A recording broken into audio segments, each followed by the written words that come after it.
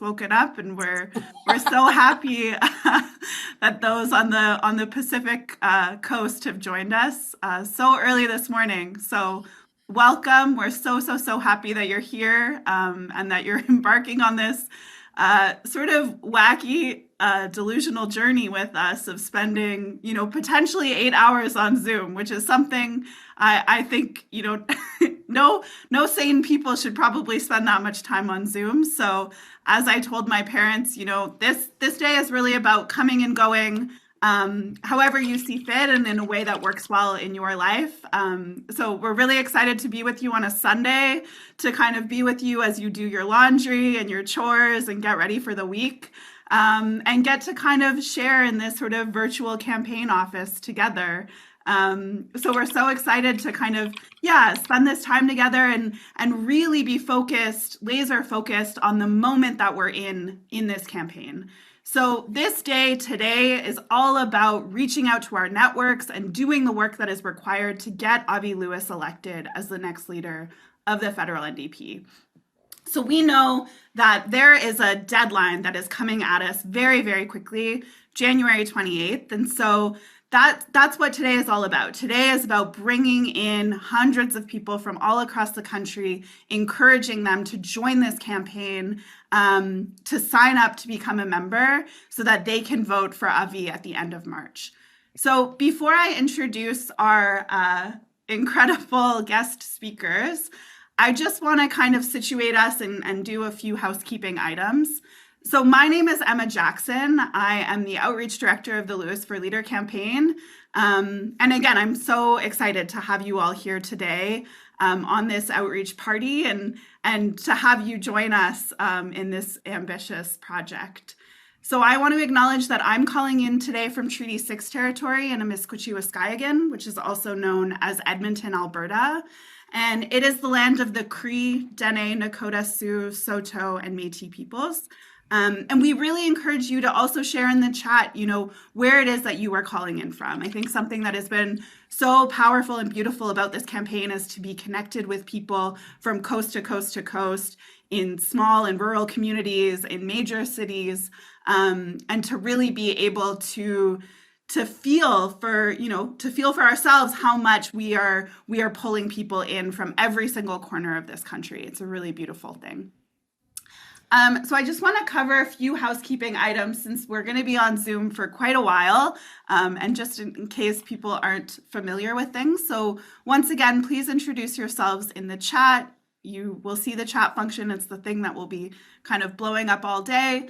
There is auto closed captioning that is available for those who need it. So you'll see a CC at the bottom of your screen.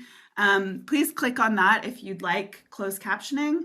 And there will also be a handful of people who will be providing tech support and answering questions in the chat as they come in over the course of the day. So if you have any issues, please feel free to reach out, and folks will answer your questions in the chat. Okay.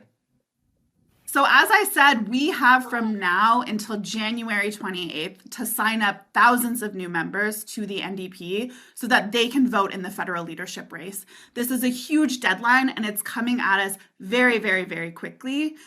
So if you are not already a member of the federal NDP, do that now. Do that so that we can then go on and reach out to all of these other people. I know many of us are like, okay, I still have 2 weeks left. I still have this much time left. It is best if we make sure that we're doing that so that we can then reach out and focus on all of these other people that we have to bring in. So we're also in a meeting today. We're not in a webinar. We're doing that so we can see each other's beautiful faces all across the country. If at any time you want to turn off your camera and go and get a drink and get a snack or whatever else, please feel free to do so. All right, without further ado, I am going to introduce our incredible guests. So our first guest is none other than Avi Lewis. As most of you know by now, Avi is a journalist, he's a UBC teacher, a proud dad, and perhaps most importantly in this moment, he is the proud brother of Jenny Lewis, who's the casting director of Heated Rivalry. Sorry, Avi, I've decided to rewrite your bio. No, man, go. This is my new claim to fame. I couldn't be prouder. And then our next guest is Anjali Appadurai. Anjali is the director of the Padma Center for Climate Justice, a hub for diasporic communities across Canada to build power towards climate and economic justice. Anjali has worked as a climate activist and campaigner for over a decade. She ran for the NDP in 2021 and BC NDP leadership in 2022, both times really bringing a strong climate justice platform to her campaigns. And we're just so honored that she's joined us today again and has joined us throughout this campaign. So I'll leave it to the two of you. Thanks, Emma. Good Hi. morning, Hi, Avi. Anjali. How are ya? Good to be here. I'm doing great. I I miss was very you. sleepy about half an hour ago, but now I'm wide awake and I'm I so excited. I mean, I'm still on BC time when I'm in Toronto, staying with our lovely friends Shiri and Josh. And whenever I come east, my clock doesn't change for a while. So I'm with Yeah, you I on feel BC you. time. It is morning for me. And it's But very dreary morning. yeah, but I feel, first of all, Anjali, you've been part of this since the very beginning. And thank you so much for being such a stalwart supporter of the campaign.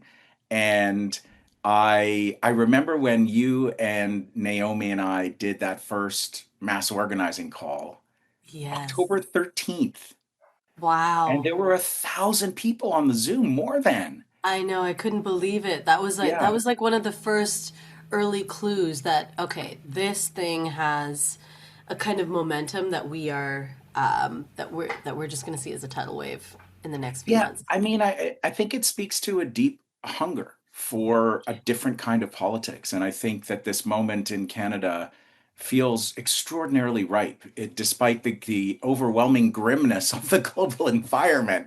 I Yeah. mean, like the political landscape since the new year Yeah. marks the end of just a torrent of developments.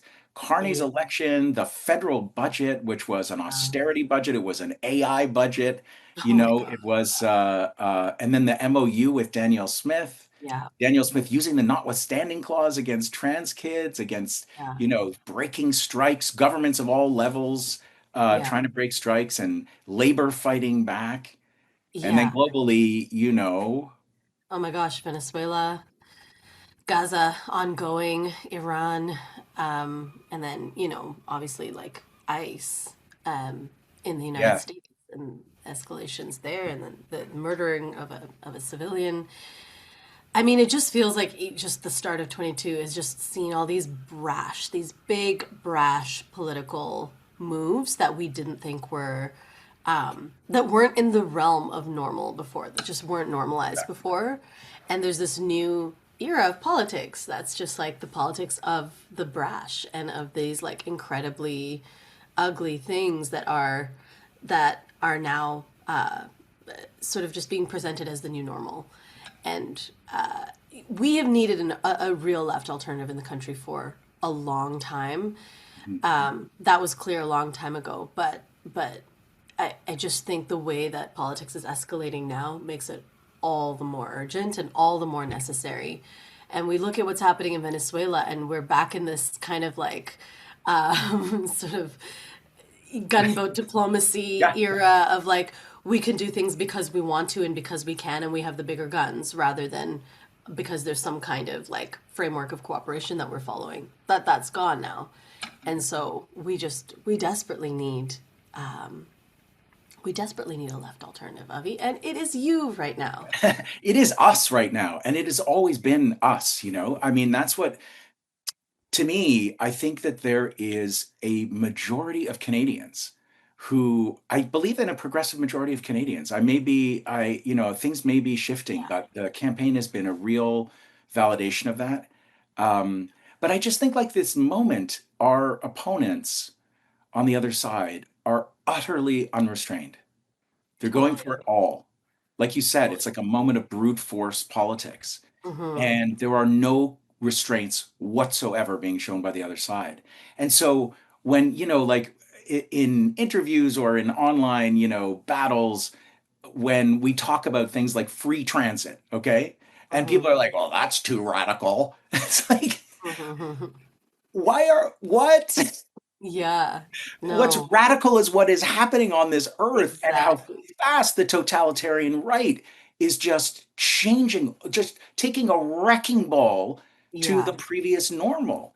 Yeah. So Just they, shattering the illusion that there is yeah, real democracy or that there is any kind of um,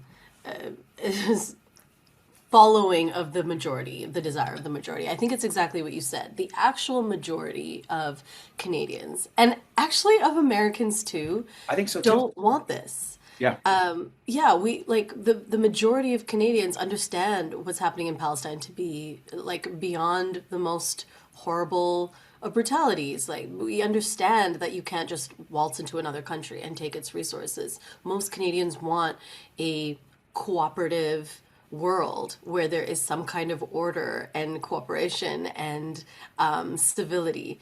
And what I think, what another thing that this new era of politics unveils to us is that it was never about government representing the people or that's right. a real conversation between leadership and the people. And now it's like when push comes to shove, despite, I mean, we saw, I mean, the organizing around Palestine was unbelievably Yeah, energized. I've never seen a movement like that in my lifetime in Canada. It was incredibly well organized. It was probably the biggest nationwide protest that has been here in decades, and the government didn't budge on it. And I think that was a signal to us that just there's a disconnect here, and that's why we need a real alternative for the people. I think this is one of the, it's sort of like the moment of peril and promise, you know? Like I feel in a sense we're in a battle for people. How fast can people rediscover their own agency? Yeah, I Because like that. the pace at which change is coming at us, all of it negative, all of it disturbing Yeah, and destabilizing, it makes people increases the feeling of helplessness that really the last decades of the structural adjustment of the economy on planet Earth has made us all feel like these things are inevitable. Life is going to get harder. There's going to be more scarcity. There's going to be more competition among us for fewer and fewer good things. yeah, And and yet people know that we live in this country, we live in a country awash in wealth. And mm, we're kind of yes, numb to the fact that we watch these fountains of money, $40 billion to the TMX pipeline. $62 billion is our defense budget now, and they want to more than yeah, double it to 5% of our GDP. And it's kind of, for me, it's like a race between when will people remember that we don't have to stand by and watch the world go to shit. We yeah, actually have agency and power in this moment yeah. versus the natural overwhelming impact of all of these negative changes on our psyche. And I mean, that is, that's the dream, isn't it? yeah. For that to happen. Well, I just think this campaign has really moved me. It's changed me. It's taken me by surprise. And I feel like, I'm so lucky to be in rooms with people every other night who are coming together in this moment. Because you and I know from all the organizing that we've done, the Mhm. power of people coming together in real life or even in a Zoom, and actually feeling like, yes, okay, hang on. There are other people who feel this way about what's going on in the world. There are other people who feel like it's unnecessary Yeah, for us to do these extreme things in a country like Canada, like yeah, 5% of our GDP on the military, like, not being able to, our prime minister not being able to utter a word of criticism for a flagrant abuse of international law and hmm, seizing another country's assets and dragging its head of state, no matter how flawed, to another country for prosecution. Like this is, can we find each other fast enough? I feel like that's what this yes, moment is going to tell us. And every night on the campaign, I believe that we can. And I yes. feel like you might have seen it in that first call. What, like, okay, so I'm right Oh, on the that was electric. inside. What are you, Yeah. how do you see this campaign from the outside? Because I know you're sort of mostly doing other stuff, following on social media, coming in, dipping in for a campaign event. And Yeah. like, I'd love to know how you have experienced it.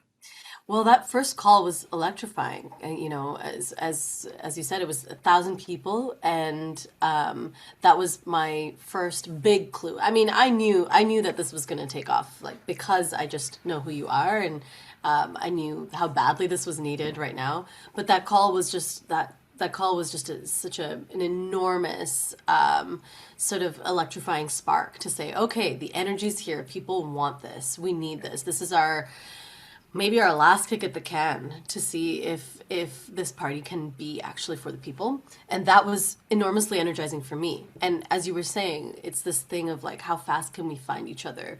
Because when you meet other people who are like, not even like-minded, but you just meet other people who are interested in the same way, and you get energized, and you realize that this country is full of just brilliant, incredible souls who all want largely the same things. It can be a really energizing thing. I think this campaign is one of those places. Like, this call is one of those places where the chat is one of these places.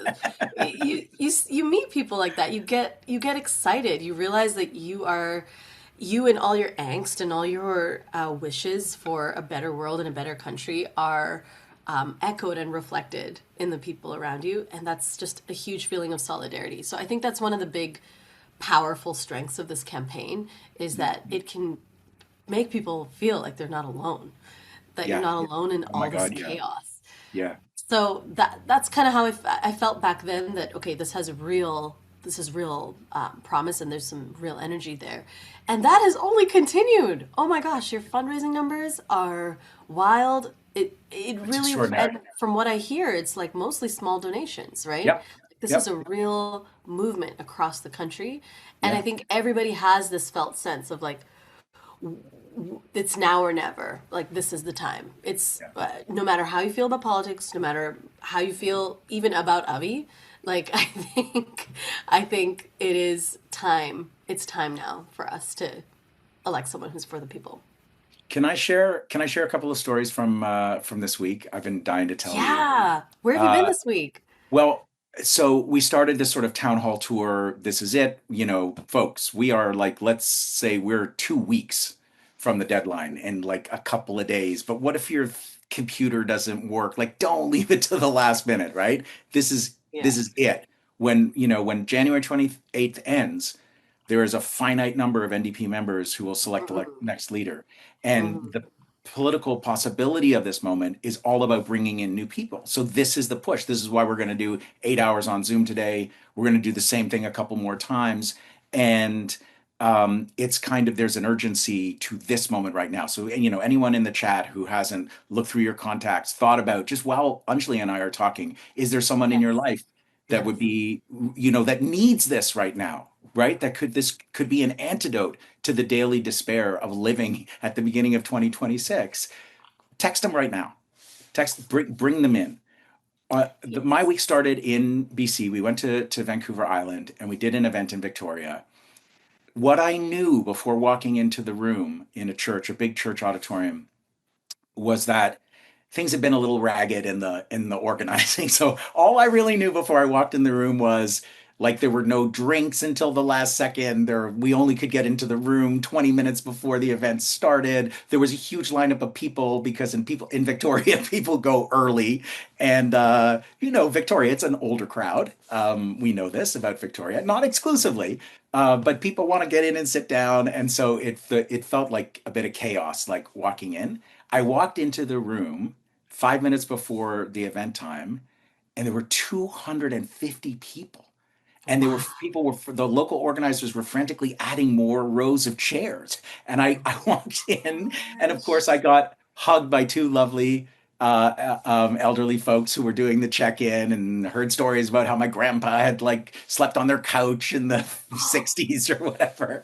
And I just started crying, at the beginning of walking in and seeing this vast, massive human energy. At the end of the event, fast forward to the very end, people wait around, they want to chat, and this one young person, 20s, had stuck around and waited patiently until everybody else had had their chance with me. And then they said, "Hi, my name is Max. And I came as a friend of Hazel Fair, who's an incredible online. She does like climate education for on Instagram and does these fantastic videos. And she did a hilarious game show intro called "The Price is Rigged," where she made people guess the price of groceries and how much it had gone up from 2019 to 2025. And so this is a friend of Hazel's. She was like, "I'd never heard your name before tonight." And I gave up on the NDP a long time ago, just like too unclear what they stand for, and just not for me. But I'm in. Like tonight has absolutely spoken to me. And she said, the moment that you got me was when you were talking about Chinese electric vehicles and how fast China's gone. And I had been talking about how 5 years ago China was at 6% new vehicles sold were electric. And in 5 years, it's gone from 6% to almost 60, which Yeah. is, and I'm saying like this is what happens when a country commits to public ownership and a fast shift in a major part of their economy. Like I'm not saying I'm like some big China fan. I'm no tanky, but like this is a thing that can happen. And Max was like, when you said the word tanky, I was like, oh my God, a politician who knows the word tanky. I'm like, okay, that's an interesting. But he, Max wrote this gorgeous account and sent it to us of what their experience was like coming to a political event and feeling reconnected, Wow. and had been utterly disengaged before that evening. It just kind of went because a friend was urging them. And I just sort of felt like that was, Wow. and that connected to me with one other thing that I'll tell you quickly. Susan Kim, a wonderful local city councilor in Victoria, did an endorsement and kind of a little speech before I came up. She had been asked to endorse and speak, wanted to speak to me before doing so. Great, we've never met. We had a wonderful phone call. The first question, Susan had written down like 30 questions to like interview me. And her first question is, what fiction are you reading right now? So I was like, well, I obviously love this person. This is amazing. So we had this great phone call. And then she gave an account of it to the room in Victoria. And she said something that really struck me. She said, in the middle of our phone call, I think I understand what the politics of this campaign is really about. They are asking us to trust Avi, to trust the NDP again by trusting us first. And Wow. Susan understood something about this kind of distributed organizing, where you unleash a base of people to organize the way they know how to do in their community. And this is so similar to the organizing that you've been doing, that the climate justice movement does, that social movements do, where there's an autonomy to the local efforts. And there's a sense that we agree on the basics and Hmm. you know your community best. And so when she was able to name that, the idea that we build trust by trusting first, I was like, wow, Wow. you're That absolutely right. is, And I had no idea that's what we were doing. Not beautiful. yes, nailed it. That's Yeah. beautiful. I think this campaign is very different in that sense. You have a different understanding of your place as a politician or party leader in relation to social movements. And I think it's the right way to think about it, that social movements are is sort of like the lifeblood of change itself, of social change. And you have to be in right relation there, and you have to build trust there, and you have to respect what those movements are doing. Those movements are not there to serve political parties, they are there because a lot of passionate, committed people come together and organize and put their brilliance together, which obviously you have been a part of. And it's just, yeah, it's a beautiful way to think about it, that Yeah. you're building trust in that sense. Well, and this is what's missing, right? I think people have been so alienated from their own participation. And I think voting is one of many ways of participating. And we acknowledge that it's not all of how change happens by any stretch. And being Mhm. honest about that in electoral politics feels liberating. We're going to do this specific thing because we can't abdicate the electoral space. And this is not the sum total of what we're doing. Um, and reconnecting people to their agency, like I was saying, and to the limited but powerful meaning of political party organizing has been really fantastic. And I think today, let's just like talk a little bit about what we're doing today as how it fits into this. Maybe we throw it back to Yeah. Canada. do some We're hard kicking off organizing. quite a marathon here. It is. So this is kind of about big organizing, about distributed organizing. How are we going to bring thousands of people in the next 2 weeks into the party to change the course of the party and with any luck, change the course of Canadian politics? So when we do these kind of organizing things like our fundraising, we are showing the power of this model. We're showing the power of the political offer. We're offering we're leading with ideas. I say every night when I'm on stage, it's not about me, right? Mm, Like you need a leader and leaders have to lead and like this is how our system works, but it really is about someone who can be the magnifying glass to focus the sunlight of mass participation into a beam that can set something on fire. That's the role of leadership. It's not, follow me. It's let's do this. Let's come together and do this. And when we do a day like an ambitious, ridiculous thing like 8 straight hours of online organizing, we're showing our muscle, right? yeah. We're showing how we can how the mechanism actually can work. So Yes. I love the audacity. I Um, love the audacity of it. And big organizing is, obviously used by these very inspiring political figures like Bernie Sanders. And part yeah, of the model was also people finding each other on the campaign and just being in spaces where, like we were saying, like can be around like-minded people and find the energy that enables them to go out into their networks and bring more people in. And big organizing is also about trust. I remember yeah, that being a huge part of the Bernie campaign, where the leadership of the campaign just really trusted the brilliance of everyone who was a part of it and really gave them the sort of power and agency to not over control them and say, okay, you are going to make a call with this exact script and we're not going to ask you to do anything more than that. right. This campaign, big organizing is saying, okay, everybody, let's show up, let's get energized by each other's presence and by the vision that Avi is holding and forging ahead with, and then let's trust each other to just go out and amplify that energy into our networks. So this is like a recharge space. I kind of think of it as that, Yeah, like a yeah. little recharge station. And I hope that people treat it like that over the next 8 hours. I mean, it's got to be exponential, right? This is Emma. This is the goal, right? Like when you excite one of your friends or family members, and when you share how meaningful this has been for you, they're going to go out and do the same. And this is how it starts growing fast. And in the last 2 weeks, got to grow fast, folks. So, Yes. um, Anjali, thank you so much for showing up at the beginnings, at the re at Yay! the relaunch moments. So Um, thrilled to kick this off with you, Avi. What a Thank you. lovely morning conversation. Amazing. All the best the rest of the day today, everybody. Thank you. Thank you, Anjali, so much for being here. You're always such a joy to have around, and I knew that you would just bring the energy at the very top of the day. Hopefully, I think our powerhouse lineup of labor leaders is ready. So I am, yeah, thrilled to introduce our next special guests. Keep working away as at your outreach as we bring people on. That is really, the goal for the course of the day, and hopefully you're able to continue to reach out to folks and sign people up as members as we go. So I'm going to introduce now our second set of guests who are joining us today. And they're really here to talk about, the role of the labor movement in rebuilding the left in Canada and how we can build an NDP that truly fights for working people. And so first up, we have Sid Ryan. And for those of you who don't know, Sid Ryan served as president of CUPE Ontario from 1992 to 2009, and as general vice president of CUPE National during that time. Hi, Sid. From 2009 to 2015, he was president of the Ontario Federation of Labor.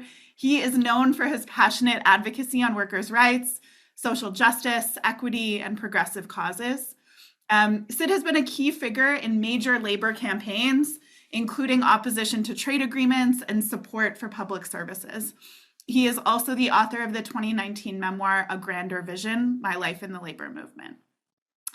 Second, we have Naz Yodelahi. So Naz is the president of CUPE Local 79, representing nearly 32,000 members working at the City of Toronto, Toronto Community Housing, Toronto Seniors Housing, and Hennick Bridgepoint Hospital. A longtime trade unionist and activist, Naz immigrated to Canada with her family in 1987, an experience that shaped her lifelong commitment to justice and equity. She has led Local 79 with a focus on building worker power through organizing, mobilization, and member-led action, and has won just such huge gains for workers across Toronto. It has been really, really incredible to behold.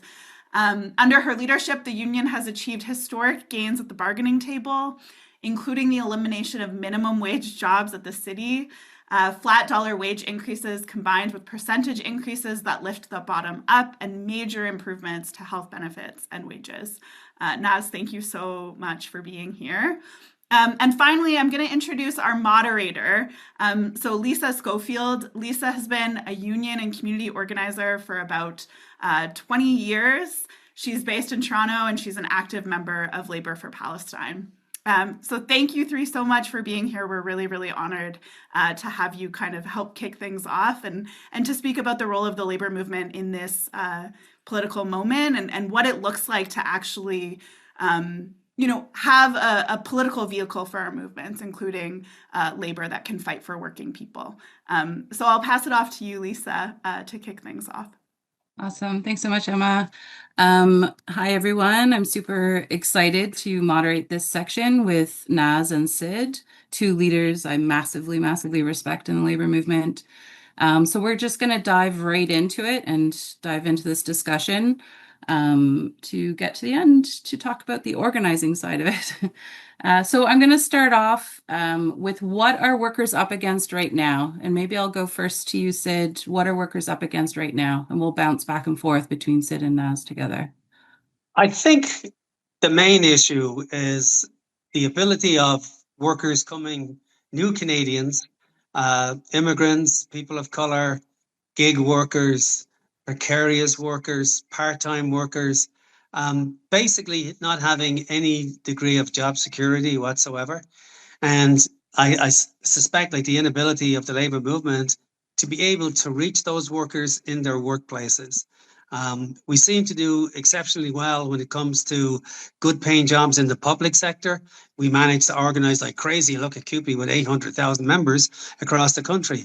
They're going gangbusters in terms of organizing, but trying to reach those Canadians who are just getting into the workforce or coming into the country or migrant farm workers, they seem to be getting left behind, and we cannot find, I don't think, the right way as of yet of reaching out to those workers and bringing them into the labour movement.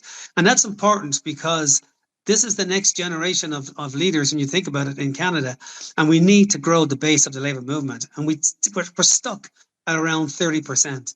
And it's been that way like for 2 decades. So we got to find ways of moving beyond the 30% and reaching these workers in their workplaces. Yeah, I think not wanting to repeat the things that Sid have said, but obviously like the rise of cost of living and the economic hardship that working class people are facing can't be overstated. And the fact that our wages are not keeping up with these costs is something that is significant. And I'm not just talking about unionized workers, but workers across the board. And we have a lot of work ahead of us to ensure that people, it's like for a long time, what we've been doing is just like begging for our survival. And I think as working people who actually run this economy and allow this country to continue to function the way that it does, we need to demand economic situation and wages that allow us to thrive and allow us to live in dignity without having to beg, frankly. And so I think how we organize as a collective is really the thing that we need to focus on. And I think it's what is standing in the way of working class people from getting to where we need to get to, and to really be in control of how governments move things along. And we need to take our power back. So I think obviously the very main thing affecting working class people right now is the fact that our wages are not keeping up with the cost of living and inflation. Okay, thanks so much, Naz, and thank you, Sid. You guys already touched on this a little bit in terms of what are we up against as the labor movement, what are the biggest challenges we're facing as the labor movement. But anything you want to expand on in terms of the challenges for us as the labor movement? I think personally, the biggest problem we've got in the labor movement right now is our inability to reach workers in their workplaces and get them to understand that aligning with conservatives and with liberals is not in the best interest of workers. I really think that we need to have, there has to be a shift in how our central organizations, whether they be at CLC, labor councils, federations of labor, local unions, how we interact with the NDP and how we begin to listen to those workers in terms of crafting our messages. Like, for example, at the federal level, clearly the healthcare system, the universal healthcare system, is a major topic of concern for millions of not just organized workers, unionized workers, but Canadians in general. And it's one of those issues that we need to hit upon. Free university is another one of those topics that we need to be talking to the membership about, and putting those seeds into the House of Parliament such that the NDP can challenge the other two parties to start to think about these issues. If we're waiting for the Liberals and the Conservatives, and I say this to those unions out there who are into transactional relationships with either one of those two parties, if you're waiting for them to bring forward progressive issues, forget about it. The only way that we got dental care and childcare expanded in the last round of negotiations with the last government was through pushes from the NDP.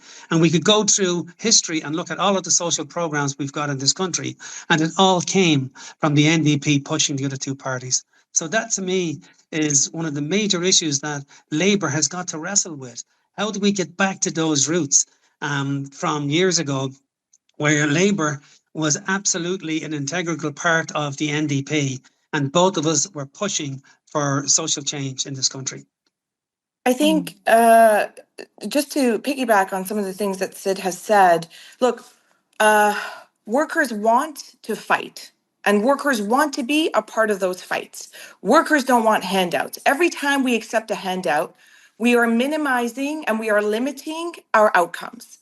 And so we don't want leadership that's going to go to the table or go behind closed doors and make some kind of a deal that actually shortchanges workers. What we do want is for leadership to create space, and a space where workers can organize and determine their outcomes. And this idea that like workers don't know what they want is something that we've created so to make our own jobs easier, right? What people actually do want, what workers want in their workspaces, in broader society, is an opportunity to be involved and to be a part of their own outcomes. And I think we need to do better in making room and space and really understanding that true power and success is not because of a leader. It is because of a mass movement of workers who all see themselves as a part of the solution and not looking to, I think what we do is sometimes we sit out on the sidelines and we say, I go and do this thing for me.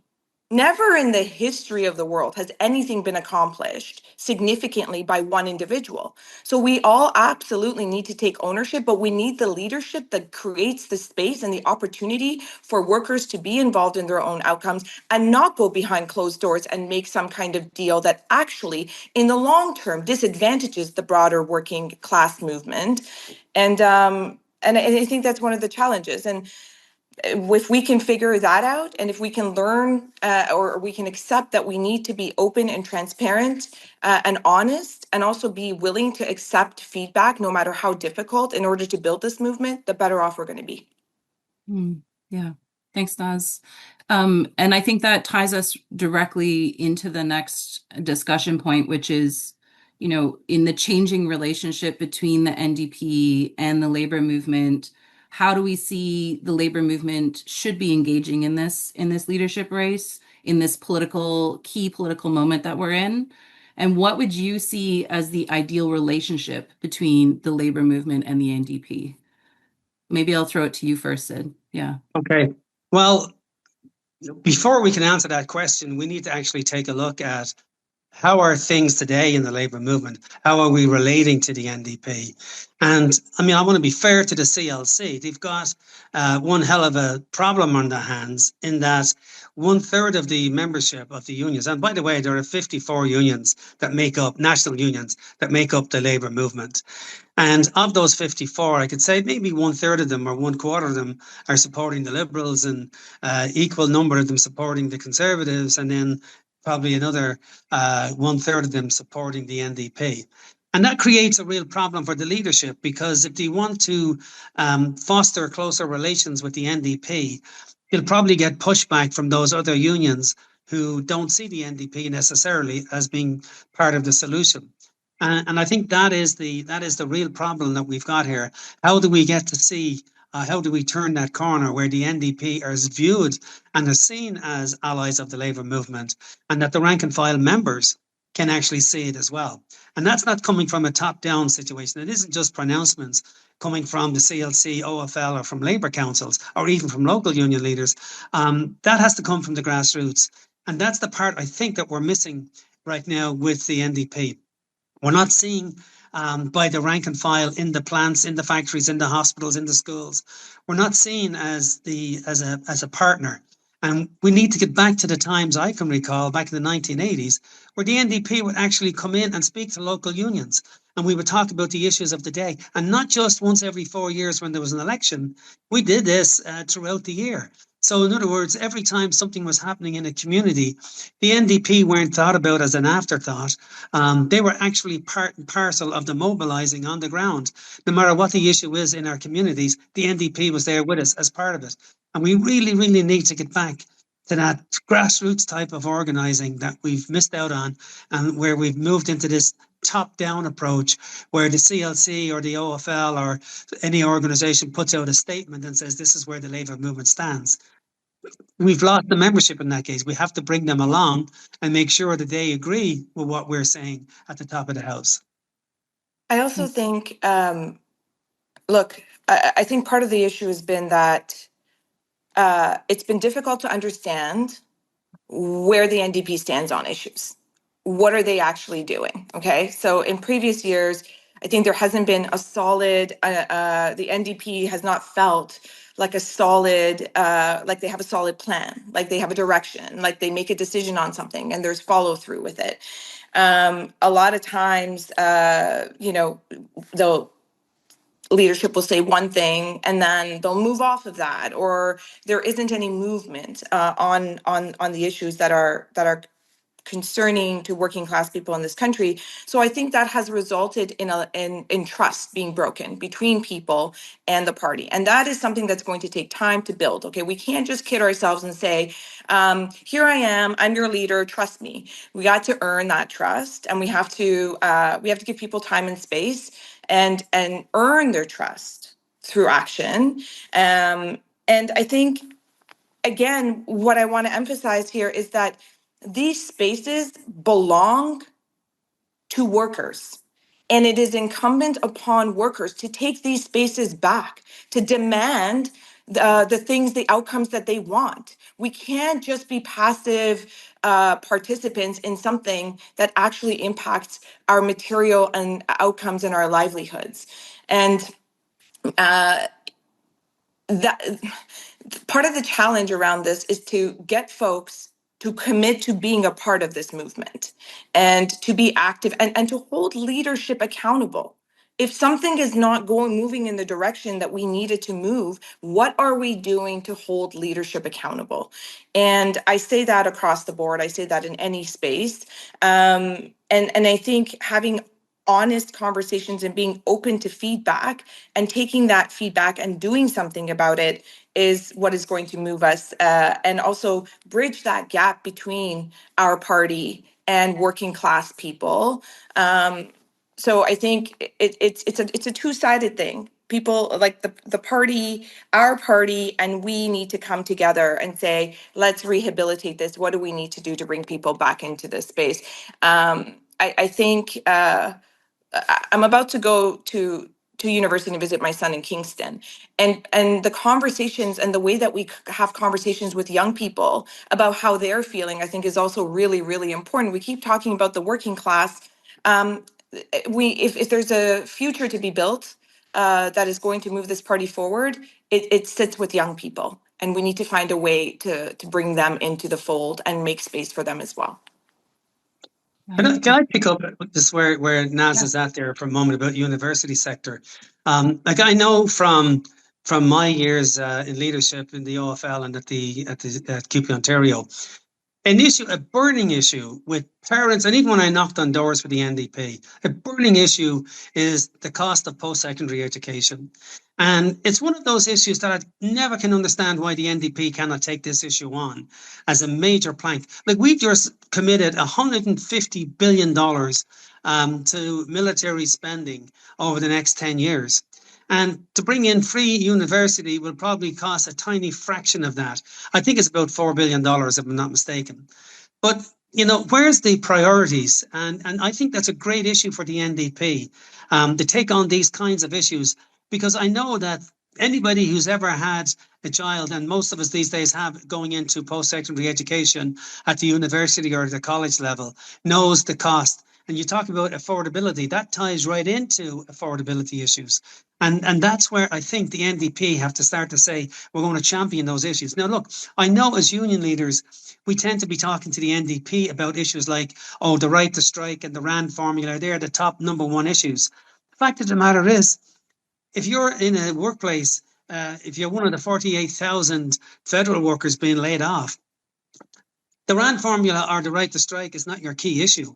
Or if you happen to be in the healthcare system and, or being slashed and burned at every level in the healthcare system, your priority is not necessarily those issues. I'm not saying they're not important and that the Labour movement should go to the wall to fight for those issues. But when they're not under any attack, we have to start to move the focus into the issues that the membership are talking about and that they want the NDP to be there with us. But we also want the leadership of the Labour movement to champion those issues as well. Thanks, Sid. Yeah, appreciate it. I want to turn to ask you both about why it is that you're supporting Avi in this leadership race for the federal NDP. What is it that led you to lend your support here? What is it that's drawing you to this movement? And have there been moments through the campaign that's reaffirmed it for you? Maybe I'll go first to you, Naz. Yeah, I will be very honest with those of you on the call who have been NDP members for a long time. I had no desire to have anything to do with the party for a very long time. It was incredibly uninspiring, and as someone who was an activist, and I came up with Lisa during our time in university. It was not only uninspiring, but I wasn't seeing the benefits of being a part of this movement. And let me just say, let's not discount the amount of work that grassroots organizations do outside of parties to move things forward. Okay, and I think that's something that we need to acknowledge.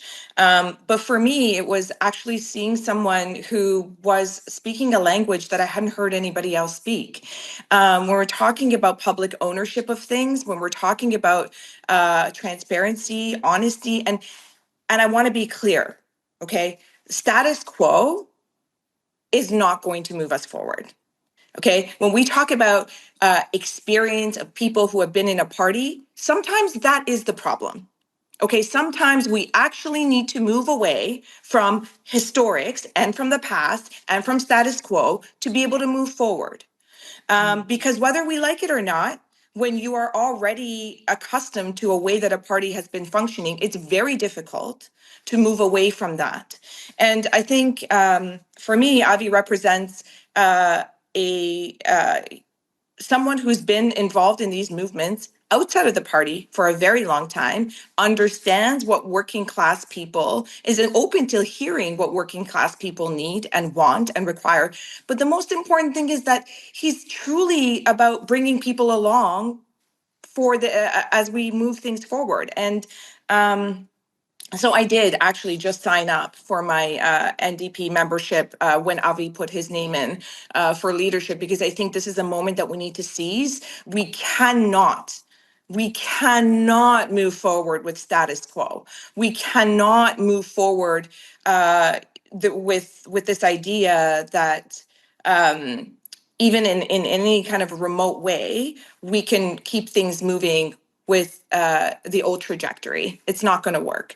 And I think Avi is an incredible balance of understanding the politics of our moment and also being rooted and grounded in what it means to actually organize to be able to move us forward. We're not going to be able to do any of this shit if we're not organized and we're not doing organizing the right way. Thanks, Naz. Appreciate it. Sid, over to you. Yeah, for me, this was an easy call. Like over 10 years ago, I was part of helping to put together the LEAP manifesto. And so I knew full well that Avi had attracted me in already, and Naomi, with the idea of building like public transportation, and along the public transportation routes, making sure that we have social housing and co-op housing. And then that got expanded into the caring economy, where we can create 1 million jobs. And in the caring economy, meaning childcare, healthcare, home care, elder care, all of those, there's 1 million jobs can be built. And these are 1 million good paying unionized jobs. We can build them right across the system, and they're jobs that can't be shipped to China either. So that really, really excited me when I heard that. But when did I know that I knew I'd made the right decision? Was we'd organized a meeting out in Oshawa, and we had, close to 100 people at this meeting, and Avi came out to make his presentations. And when I saw how he energized that crowd of 100 people, talking about the caring economy, talking about building an east-west grid, a fair transition from workers from the fossil fuel industries into good paying unionized jobs in the new green economy, I knew we had it. When I saw how those people responded, because I know for a fact some people coming in said, look, I'll come and listen, but I'm a little bit skeptical. I don't know where I'm going to be. And they were leaving that meeting. They were all Avi supporters. And I thought, okay, this guy has what it takes. But here's the final thing. He's a brilliant orator. He can mobilize, not only just mobilize, but I look at looking for a leader, wanting a leader who can stand up in the House of Parliament and can take on Polyev and take on Carney, and can do it in an articulate, charismatic way that ignites people and energizes people. And Avi has got all of those skill sets. So I think he's the ideal person to lead the NDP into the future. I just want to add really quickly, Lisa, before we move on. Something I heard, I attended the conversation yesterday in Toronto where all the leaders were present. And we'll just leave the names of who said what out. But somebody said, I have done this and I was the reason for why and I got to tell you, one of the things that's really refreshing about Avi is that it is void of that in his conversations. And he genuinely understands that. Well, let me just say more generally, a strong, good leader never believes that they alone are the reason for why something gets done, that they alone are the reason for why things change and move forward. They have a deep understanding that in order to be able to move things forward and along, you need the right people to move the things forward, and you need the masses to trust and believe and be a part of that movement. Okay. And so anybody who refers to their successes in the first person has automatically lost my trust, certainly will not get my vote, and needs to go back to understanding who is responsible for wins. It is never any one individual. It is bringing on the masses and tasking the right individuals to bring the people along with you. So with all due respect, maybe we can drop the I's for those who are using it and understand that a movement is a collective of individuals. And that is the perfect segue, Naz, to our last point of discussion, which is on organizing. And I mean, you both have shown as movement leaders what it means to build high mass participation of working class people. Sid, in terms of your experience in the Days of Action and in Common Front organizing, and Naz with your 32,000 members in the city of Toronto who built high participation contract campaigns. I want to throw it to you in terms of your experience. You know, this today is about, and between now and January 28th, is about building this movement from the ground up. How are we reaching folks, signing them up, making sure they're ready to join this movement, to vote for Avi in March? So in your experience as those who've done this base building work through one-on-one conversations, what advice do you have for people doing this work today and between now and January 28th? I'll go to you first, Sid. Oh, sorry. Yeah. Yes, I mean, look, it's all about the community, basically. Community organizations. We know that we've got the ability to organize the labor movement. We have structures in place that if we can excite the membership, they'll be there. But the part and the link that's missing is the community organizing, and that's the hardest part. But it isn't really all that difficult. We've done it many times. We've done it with the days of protest. The thing about the community is that you have to bring them in as equal partners. It cannot be the hierarchical leadership that is prevalent in the labor movement. You have to treat them as equal partners. You have to give them some seed funding. You have to bring them to the table, and you have to listen to what it is that they're saying and be prepared to be outvoted as a union or as a union collective based on what the community believes is in their best interest. Now, we did that in the days of protest. And it worked like a charm. I mean, we put 250,000 people on the streets of Toronto because we had over 150 organizations from the community. When I was at the OFL, again, we reached out to the community organizations. We had 90 of them when we took on the Who Dat campaign. And this was a mobilization of not just all of the executive of the OFL, but all of the unions in the province were buying into it, or the local unions were buying into it. So it was a real collective. And so therefore, I would say to the NDP that in addition to trying to fix the relationship with the labour movement, you've also got to reach out to the community organisations. Here I'm talking about poverty activists, those who are working on rent controls, those who are working in shelters for battered women, women's organizations. I mean, we've got to bring the full gamut to the table. And once we do that and we treat them as equal partners and they see the labour movement as equal partners, and we bring the NDP into that at the same time, I mean, that's the kind of, cross-sector mobilization, I think, that will help to bring credibility back to the NDP. And in the course of that, we'll bring credibility back to the labour movement as well. Yeah, thanks, Sid. Naz, last word to you on the tough one-on-one conversations, the organizing work that we need to do. Yeah. I'm going to say this again. Let me just check. There's 176 people on this call right now. 176 people need to take ownership of the change that they want to see. 176 people need to go and start having these one-on-one conversations. They need to start building power. And it doesn't have to be grand. It's picking up the phone and talking to people about the urgency of this moment. Okay? It's about understanding that each of us have a role to play in this. I'm going to bring this back to how 79 has been doing this. And when we started to organize, a lot of people didn't understand when I said, or were confused that because solving member issues has been something that we tell members, go file a grievance. And which is everybody knows that the grievance process is something that benefits the employer. And so what it does is it takes the onus off of the worker. It takes the onus off of leadership to try to come up with other creative ways to resolve issues. So then what happens is you build this culture of, okay, I'm going to put my problem over here and somebody else will solve it. And when that problem doesn't get solved, then you have those ongoing issues. But what we need to do is, and what we said to people is okay, but there's other ways of addressing the issues that are happening in the workplace, especially when you're not the only one who's experiencing it. And the way to do that is by organizing around this particular issue.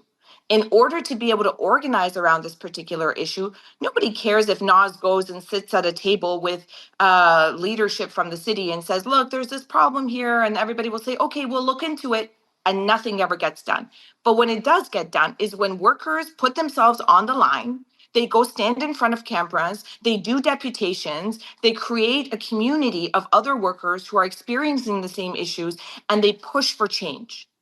And that's what organizing for change looks like. So, and if you talk to any organizer, they will tell you that it is some of the most psychologically, emotionally, physically exhausting and demanding work. But it is also some of the most gratifying work that we see. So mass movements don't happen because we go onto a meeting and we say something. Mass movements happen because people take ownership of their role and their responsibility in building that movement. And so I think the thing to remember is all those communities and things that Sid very rightfully spoke about just now cannot happen if we don't see ourselves as personally responsible for creating those spaces and having those conversations in those spaces. And I think this movement needs to be all about us taking ownership of our party, of our outcomes, and moving it along. And let's not third party the party. Okay, this is our party. It belongs to us. We decide how it's going to move forward. We're going to decide how things are going to change. And the only way to do that is to take ownership of everything that belongs to us as working class people in this country, in this space, and beyond. I wish I could listen to you guys literally all day. I feel like I am so fired up. Everyone in the chat is incredibly fired up. I'm so appreciative for the three of you being here and for everything that you said. I share so much resonance, I would say, with so much of it. I have never been, a super active party member. This is not sort of my orientation. I've never been deeply involved in the party before. And for me, Naz, something that you said that really stood out is I joined and I threw my support behind Avi because I looked at the vision and I said, this is a vision that the organizations and the movements that I have been a part of have been fighting for years. This is an opportunity. I worked on a campaign calling for heat pumps for all. I've been working on the Arms Embargo Now campaign for 3 years. And so to have someone who's running for leadership, he says it all the time, and I find it so refreshing. It's not actually about him. It is about us. It is about what we have been fighting for, about the power that we've been building, and what an incredible gift it is to finally be able to really wield that power and bust open the doors of the House of Commons and say the people have arrived and our movements have arrived and it's time for us to govern. And I am just so thrilled and energized by people who are articulating that all across the country, who get it, who know this isn't about the candidate. This is about us. This is about our organizations and our movements, and it's our time to step up. So thank you all so much for being here. With that, I have one other call to action. And Naz, you made me think about this one from last night, which one thing I heard in listening to the debate in Toronto is, we're not going to send fundraising emails. We're not going to ask people for money. And I thought to myself, how are we ever going to beat liberals and conservatives if we are unwilling to ask our people to invest in our movements? We actually have to be willing to go to people and say, this is something that is worth your money. It's worth $5. It's worth $20. It is worth investing in because we're building it together. And one thing that has been just so absolutely incredible about this campaign that many have probably already heard of is we're breaking records. We are raising a lot of money, and it is incredible because it is a sign that people believe in the vision, they believe in this campaign, and they believe that we can actually win. And at the same time, we know that it's not enough. We need to continue to raise money if we're going to be able to go on tour and pack town halls with hundreds of people. And this is this is a way to organize, right? Fundraising is organizing. And I think that's an orientation that movements bring. We understand that every time we go and we ask people to pay their member dues, or we call people up and we ask them to make a contribution to a campaign that we are running, that's an opportunity for a one-on-one conversation. So I want to lift up that as people are doing all of this outreach today, it is about bringing people into the campaign, about getting them to sign up to become members. But it's also about all of us making a contribution to the campaign and asking people to give in that way as well. I have parents who I've been watching actually the ceiling of their living room on their iPad all day or all morning. Parents who might not be able to, go out and knock on doors or talk to a lot of people, but they are willing to contribute in a financial way. And this is the way that they're really powering our movement, that they're enabling us to bring more people on in order to make calls and everything like that. So there are many, many ways to contribute to this campaign, and donating is just one of them. You guys work on Bay Street? Come talk to me about a wealth tax. Tax hurts wealth. We don't like wealth tax. Let's talk about a 1% wealth tax on the 1%. Not wealth. It's not going to make us popular around here, but almost 90% of Canadians agree with it. Buy an NDP membership and let's fight for it together. Welcome, everyone. Welcome back. If you've been with us for a while, welcome to those of you who are just joining for the first time today. We are doing this all day, full day outreach party. We're so glad you're here. My name is Donia Ziai, and I'm the communications director on the Avi Lewis campaign, and I'm so excited to be joining you today. I'm calling in from Montreal, and right now I have the great pleasure of introducing our next guests for the next half an hour or so, two of my favorite people. Our first special guest is none other than Savannah Wilson, our campaign manager. So good to have you, Savannah, on this campaign, on this call, in this conversation. For those of you who don't know Savannah, they're a community organizer, advocate, and system strategist who spent more than 15 years working in harm reduction, prison justice, housing, and homelessness. And they're also a longtime organizer with the Girls Rock movement, which is an international network of youth-oriented feminist and justice activism through music and the arts. Good to see you again, Savannah, as always. And with us also today in conversation with Savannah is the incredible Elle Jones. Elle Jones is a poet, journalist, professor, activist in Halifax, Nova Scotia. One of my favorite people to listen to and riff with. She was the Poet Laureate of Halifax from 2013 to 2015 and is also the author of Abolitionist Intimacies, a book that was published by Fernwood just a couple of years ago. Hi, Elle. Nice to see you. You wouldn't let me unmute, but now I'm unmuted. Hello. You're unmuted. I am so glad for you to be unmuted. I'll let you two take it away, and I'll be back here to walk us through the rest of the program. Thanks, guys. Donia, good to see you. Thanks, Donia. Hey, Elle, it's great to see you again. How you doing? Good. How are you doing? Good. We just saw each other in the green room 3 minutes ago, so it's really wonderful to be reconnected here today, 3 minutes later in the main space. I first I just sort of want to invite a bit of a reflection, because something we've been talking about a little bit and we've heard from other speakers today is just this political moment is interesting because a lot of folks who are really engaged politically in their communities. I know like your work has consistently been organizing around multiple fronts: art, abolition, community justice. But we were talking about this just earlier. It hasn't necessarily been very engaged with the NDP or with electoral politics in general. And you're out on the East Coast, and I think I'd love to just hear a little bit of a reflection around the ways that you're seeing this political moment different than before, or other opportunities or invitations you've had to join, electoral politics or party politics, and what this campaign or what Avi's work or the work that we're doing in community with each other makes this moment different, and how you see this as an opportunity. Yeah, that's a great question. I'm very party politics skeptic. I sort of reluctantly vote, but I'm even on the fence about voting often. And then I feel guilted by civic duty and the weight of history. But, I have many friends who don't, for various reasons, and I'm fine with that. I've certainly never endorsed a candidate because I've always felt that our work is best done outside of political spaces. And I think there's a real necessity for that, organizing in the streets, organizing in our communities. And I've always chosen to put my energy there. That said, I have a lot of friends who obviously like in the NDP, but I also have a lot of friends who have been like harmed by the NDP, people that have been removed from running for their views on Palestine, people who have left the party in protest, people that feel a lot of legitimate harm at the hands of the party. And that's a real thing, right?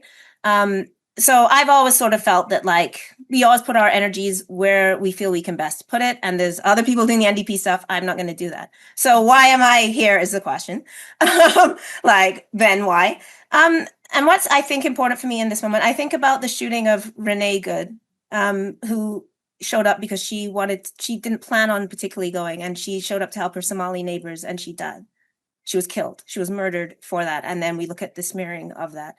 And I do feel like two things. One, like this is a real all hands on deck moment in this place. And I think, you know, a lot of us on the leftier left, you know, like there's this dynamic that happens where people want to anoint a savior, whether it be like Bernie Sanders or Zara Mandami, and then people get disillusioned, right? Because like you put all these things into it, like, oh, Bernie's going to save us. And then Bernie inevitably doesn't save us. And then we have all these critiques of Bernie. And then it's like, if you supported him, you were an idiot because he inevitably did the things that he was going to do that all politicians do. And so we hold ourselves apart. And I just think that the time for holding ourselves apart and trying to make, like, we have to, wherever we can, do what we can in this moment. Like, this is very real. We have organizing in our community, I'm sure in others. The far right is heavily organized right now. We've had, you know, fascists show up at our rallies. And I talked to some of them, and people that are in many ways well-intentioned. I talked to a lot of the women, and many of them were saying like, oh, I've never done anything political, but like they feel this crunch in this moment. And then the people who have got to them have been these far right populist fascists. And when you talk to them, they're like reasonable people, they agreed with us on a lot of things. Like, when I was talking to them, but they're so vulnerable because they're people that are like, their families are in pain. You know, people like out of work, people that can't get treatment, that don't have doctors, don't have healthcare, can't get groceries. These are real things. And either, you know, we can hold ourselves apart from that, or like the right wing obviously effectively does, talk to people and give them some solutions. And we on the left have not done that.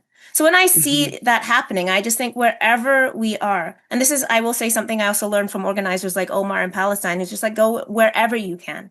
If that's inside your church, your workplace, your religious place.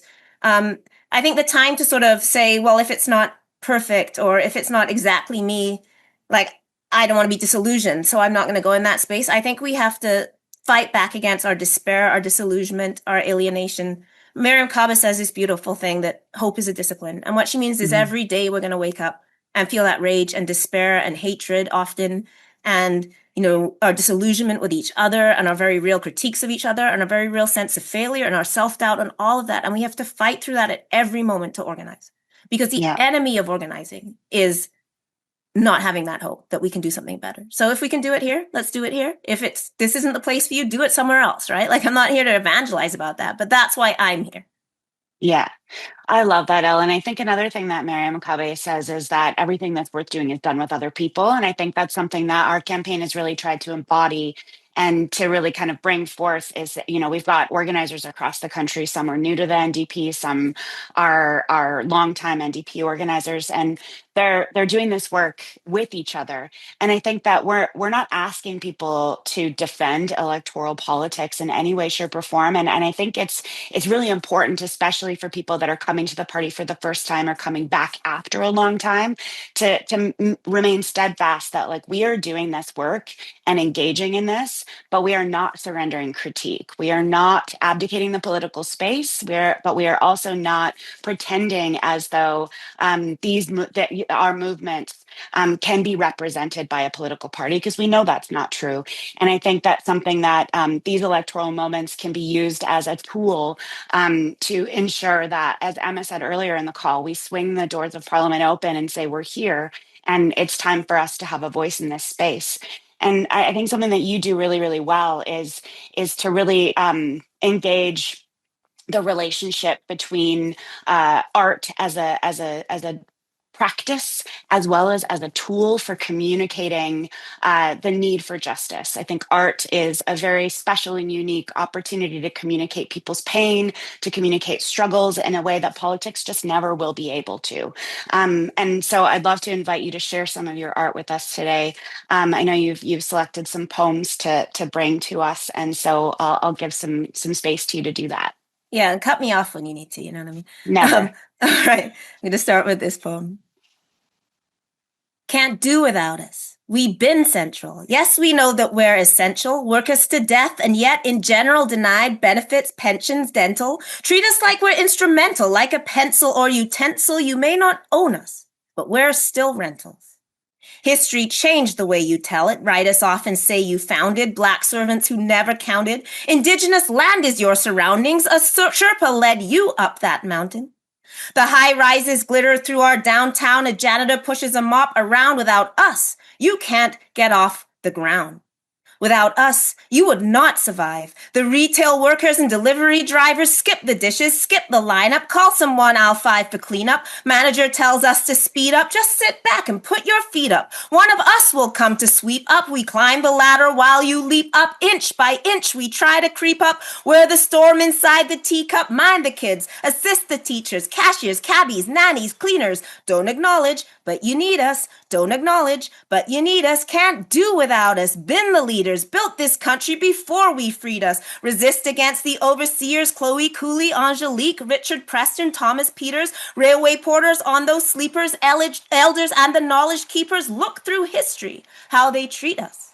Sweatshop workers sew your sneakers, slave catchers patrol police us, lock us up for misdemeanors, simply for our skin and features, catch us up in your procedures. Still, we all remain the dreamers. Immigrants and refugees, from the mailroom to the corner office, still they always profit off us. They hire us, they say they're cautious, giving us a lower offer wage gap. Resume is tossed, doesn't change when we're white collar. We work for pennies on the dollar, say hijab just makes them bothered. The way they treat us, that's unlawful. That's why we band together so they can't stop us, like the ones who came before us carry best and those who taught us. Don't give in, get a lawyer, black class action, fight the system, strike, petition, lawsuit, sit in. Without demands, they'll never listen. Bromley, Armstrong, where are your children? Lynn Jones, too, and Jan Simpson organized the whole damn building. 1, then 2, and then a million. No more temps and turns and fill-ins. Solidarity is a given. We're done code switching, try to fit in. No more deals that try to cheat us. Pay us if you want to keep us. Work twice as hard, overachievers. Can't admit it, but you need us. Can't admit it, but you need us. Can't do without us on your committee. Civil service secretaries, administrators, do the spreadsheets. Only know our value once you leave us. Without us, who would plan for February? Emotional labor keeps us busy. This nonsense, it could drive us silly, except we always know our history. Should I take it back to treaties? Gave their aid to Europeans. In return, they got diseases, but you never can delete us. Domestic workers from West Indies, status for all is what we need. Bring us from across the oceans, can't do without us. We're not tokens. Rebellions in our hemoglobin. Lift the signs and shout the slogans. No justice while this land is stolen. All this oppression, we're unbroken. Tired of how it goes unspoken. Qualifications, no promotions, natural hair cause a commotion. Somehow we're just never chosen. Say we're angry when we show emotion. Say you don't accept diplomas when it comes to us. The doors aren't open. When it comes to us, the money's frozen. When it comes to us, a secret quota. We rose up in Minnesota. Standing Rock in North Dakota. Now here comes another coda. Pay us what you know you owe us. Reparations, settlement, grievance, divide and rule won't come between us. Mi'kmaq fisheries will feed us with this sovereign land beneath us. Fight before they leave us treeless. Fight before the pipelines reach us. Fight on land that's still unseeded. Stand together. You can't beat us. You might pretend that you can't see us, but don't forget it, that you need us. Can't do without us, 'cause you need us. Built this whole damn thing. You best believe it. Thank you. All right. I don't know if I keep going. We'll do yeah. Yeah, please. Yeah, I think that would be great. As I drink bottled water. Sorry, guys. All right. This poem, I tried to pick a short one. I have a lot of prison poems and they're quite long. So I tried to pick a shorter one. So hopefully, here we go.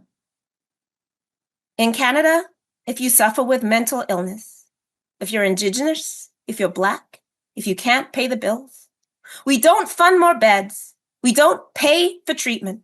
We lock you away in a prison where it seems more convenient. It actually costs more, but still our use is more frequent.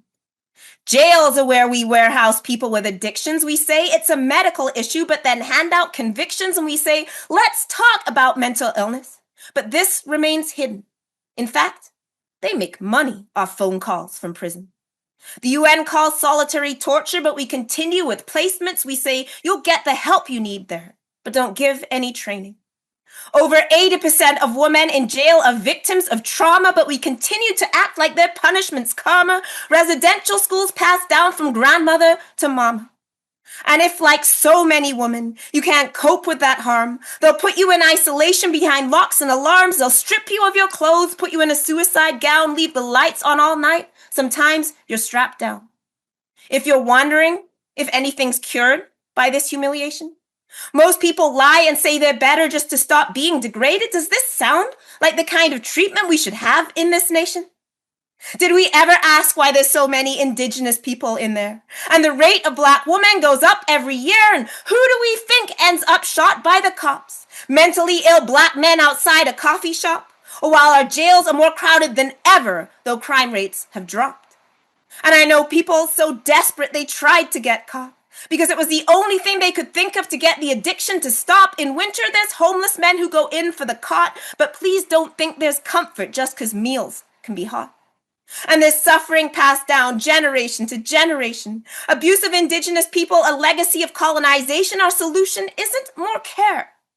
It's more legislation. I know people who died in there, some by suicide.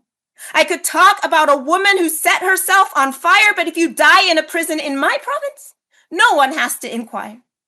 It can take years for families to find out what even transpired. Ashley Smith, who the staff watched expire from behind the locked door. Off the top of my head, I can think of a dozen more. Is this what we sentence people to in the court?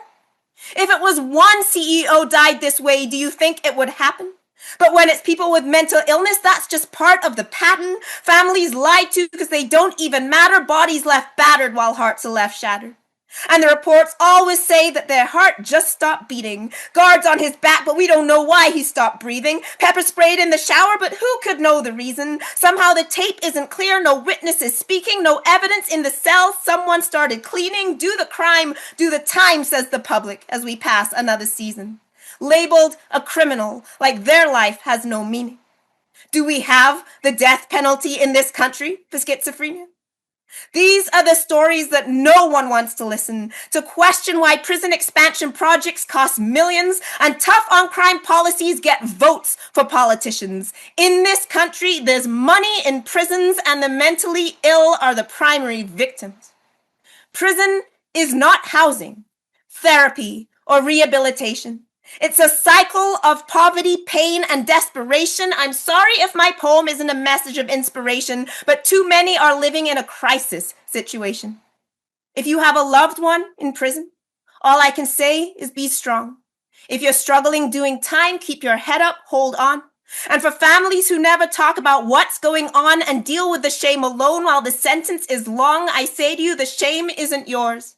It's the system that's wrong.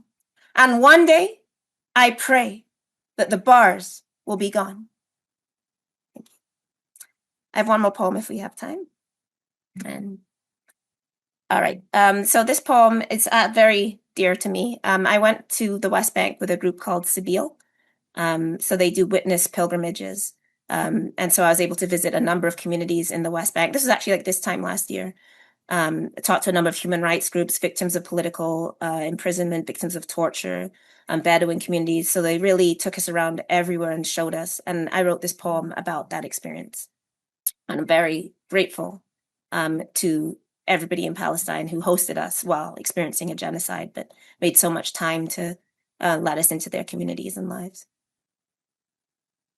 If I had a key and I couldn't return, I would turn from the world and let it all burn. But that's not what I saw in Ida refugee camp, where despite cramped conditions on the walls, art was stamped. Every person a lamp with a kindness that shines, with a resolve only found behind enemy lines. To the cultural center, the IDF came, waging psychological games, invaded the office where children would play, paraded in hostages to interrogate, thought they could turn what was safety to fear through their hate. But the heart is a gate that again and again Palestinians left open in the face of a state that deems them as waste, yet they always refuse. We make every day more beautiful, they said, for our youth.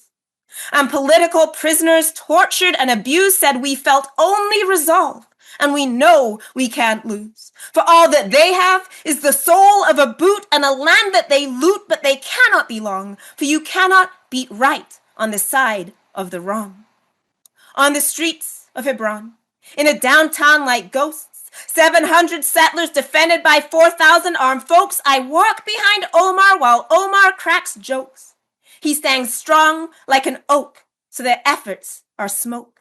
For he cannot be broken, and nor will he run, while soldiers and militias taunt us with guns, and they send us from checkpoint to checkpoint for fun. And soldiers say what they will, and it will be done. But up in the hills, they still have not won. For the signs say Free Palestine, beside olive trees and surrounded by sandbags, the women cook meals, and as an aside, everyone has a tragedy. This one's son taken this morning, that one's arm broken twice, everyone arrested at least one or more times, and a 17-year-old neighbor who looks through a scope. But like on the wall of the refugee camp, I read hope. Amid concrete they smuggle to build up their homes. In the place where the earth holds their ancestors' bones, they cannot be thrown. And they do not have doubts, for they know there's no choice but to wait armies out. And they know there's no choice but to resist and to stand, for you cannot be bowed when you belong to the land. And though they uproot the trees and they sand all the soil, they can't bend a spirit that will never be spoiled. Palestinian girls and boys raised with courage and grace. I had Tamimi who slapped a soldier in his face, and they threatened with rape and responded with rage. And they can lock the bars and take years and days. They can say human animals, bomb, kill, and cage, and there's bones they can break. And horrors much worse. Genocide live streamed to transmit to the world, but make no mistake, Palestinians won't fold. And it's us who have lost whatever humanity we hold.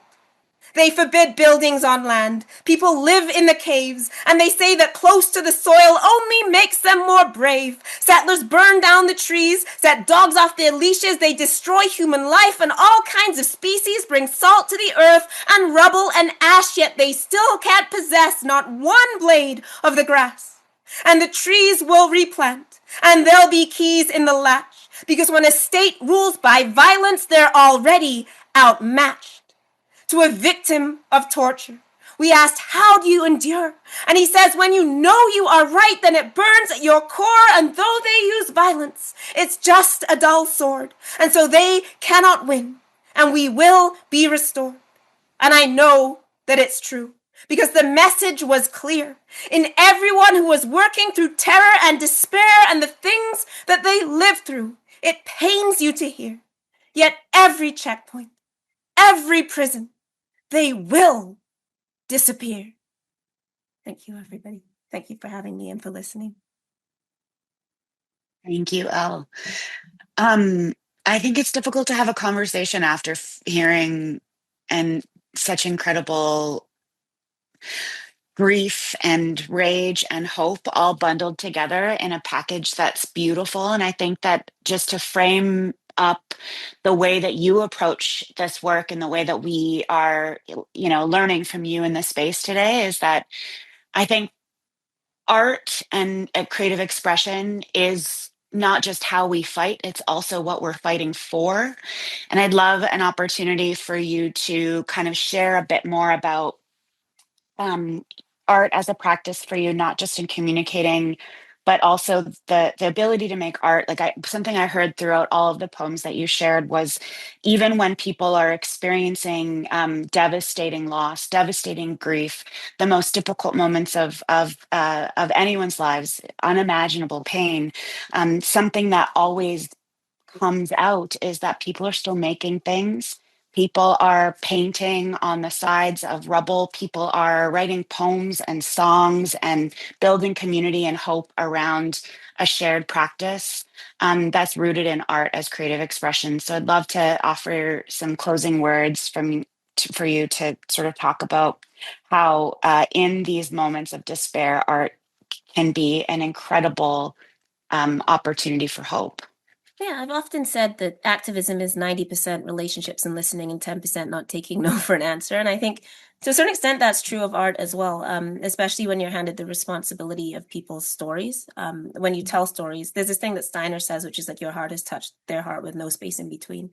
When we share art or we're struck by a piece of art.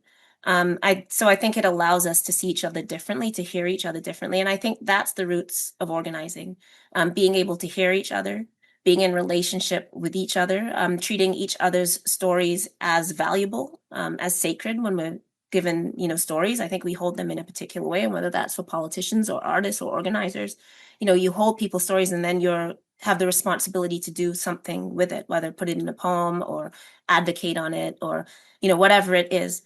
So for me, yeah, like in its best form, I don't think art is like special. I think it's another piece of what we do. Like, I don't think artists are better than everybody else. I just think that, what it can do at its best is like, yeah, I think it can rabble rouse in the best way. Like a poem in the right moment can really speak to people and catch people where they are. We have a tradition of freedom songs, through every revolution, South Africa, like Cuba, like every revolution, we have these songs that everybody in that moment sang and was connected to and gave people faith and hope and the ability to carry on and sustain them. And that's what we're trying to do. We're here for a purpose. We're here for a reason. We have a purpose. We have a purpose together. We find things in each other. We have to listen to each other and see each other in new ways, treat each other with as much grace as we can. And I think that's the roots of what we do, why I'm here, I guess I would say. I increasingly feel that we need to have gentleness with each other and really learn to hear and see each other. And I struggle with that too, because I'm like a raging person too. I mean, like, don't pass me, But ultimately, like in these moments, we need to show up for our neighbors. We need everybody in. The time to stand apart is over. The time to, think it's embarrassing to show up to rallies, or, maybe I'll get caught on this later, or maybe someone will show me up. Like I think we have to accept that we have to be all in for our neighbors right now. And that's exactly what's not wanted by the shooting of Renee Good. That was meant to discourage us from showing up for each other. And so the best thing we can do is show up for each other. And I think art also does that. So there you go. I think we're out of time.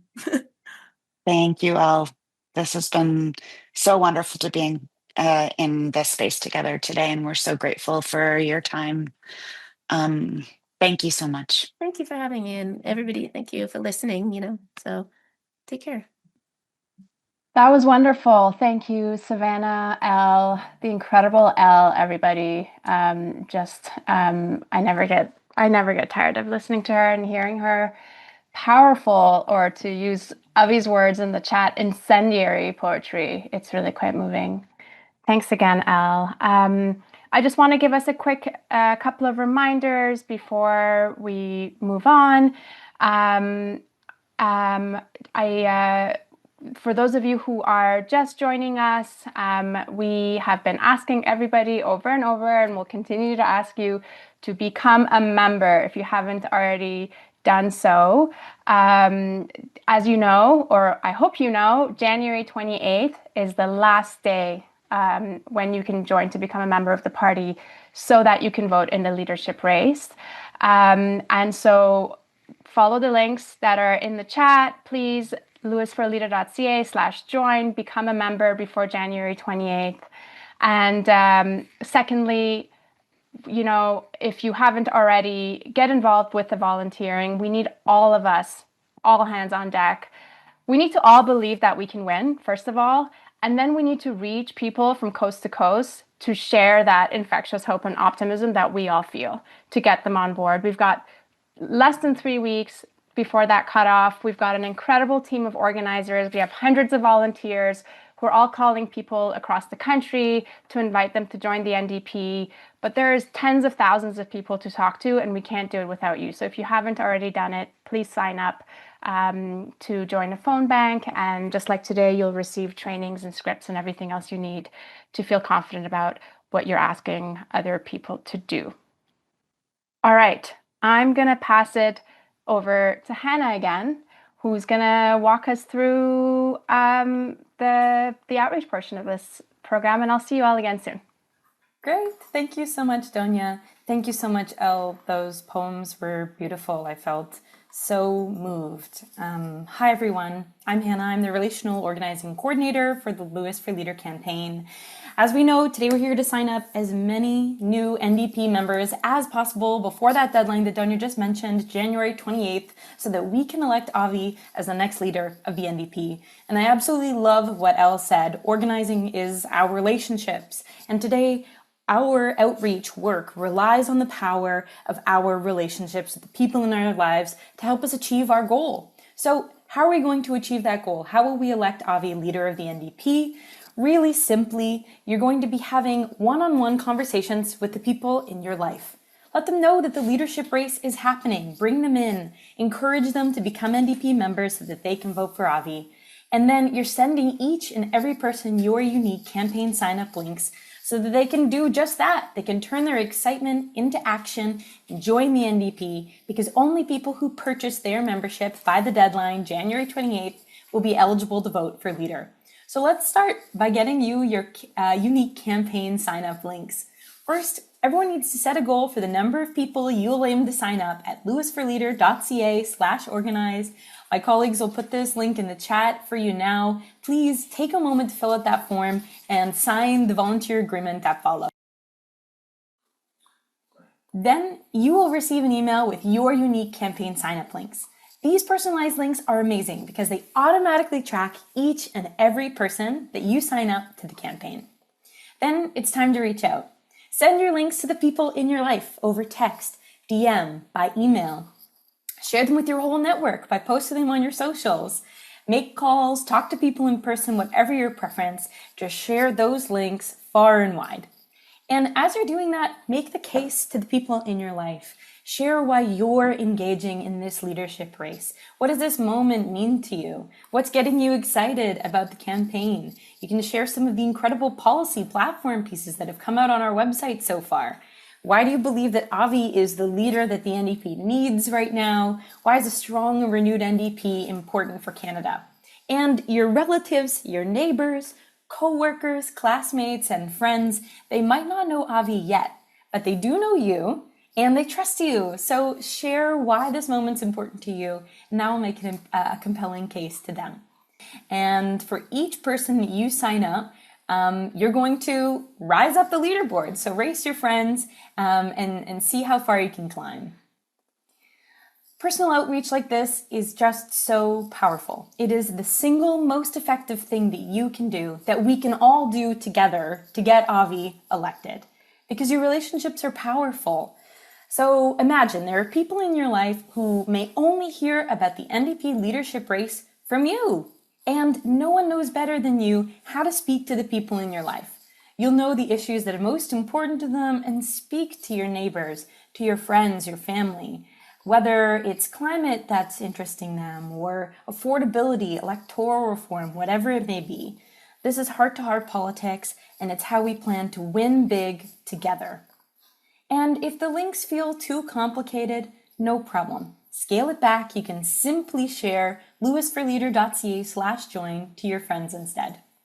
So let's go ahead and get started. It's time to open your phone, scroll through your contacts, your recent text messages and calls, those Facebook friends you haven't connected with in years, and start reaching out. So cast your net super wide. You can speak to anyone in your network, and we will spend the next 25 minutes doing outreach. As we do, we'll watch our numbers go up and up thanks to our friend banking power line. So I'm going to ask one of my colleagues to go ahead and share that. Every time you get a new sign up, we'll see your name whiz across the screen from the windmill of recruiting into the battery of Avi Power. So it's time to get scrolling through your contacts. It's time to text, message, call, write emails, post on your social media, and share those links. Tell people about the leadership race. Tell them why Avi has your vote for leader, and then share your links so that they can sign up, be a member, and vote as well. And as we do our outreach for this segment, I have the great honor of introducing Bridget of Housewife. Bridget Fry is a Toronto-based singer-songwriter and performing musician who helped launch the Canadian chapter of Music Declares Emergency and has been helping to drive attention to the climate emergency within the music industry. So, Bridget, thanks for being here with us. And as I understand it, you'll be playing some tunes for us to enjoy while we do our outreach. So, Bridget, over to you as we get reaching out to the people in our lives. Hi, thanks for having me. I'm excited to be here today. I have volunteered or worked on countless NDP campaigns since I was very young, and I'm very excited to see Avi running for leader. I think a lot of young people have been very disenfranchised with the NDP in the last few years. And I think that's because we haven't felt represented. I think there's been a lot. I think what inspires young people is someone who acknowledges that there are issues with a system or with a party. And I think what's great about Avi is he can acknowledge that, and he can acknowledge that people have, anger towards how things are without giving into that, and still being like a hopeful and positive leader and a kind of person to look to. So I think that's really cool. I do a lot of my work through and with music. So yeah, I'm going to play some songs for you guys today. This one is an angry one. It's called Tower. And I'm recovering from a cold, so sorry if my voice cracks a bit.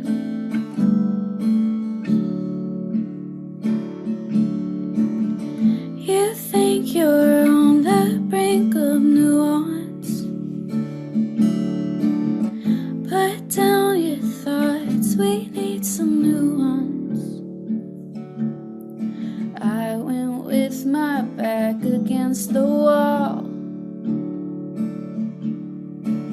and yeah, your feet hurt, get used to the dirt when your tower falls, 'cause the floors you build won't always be loyal.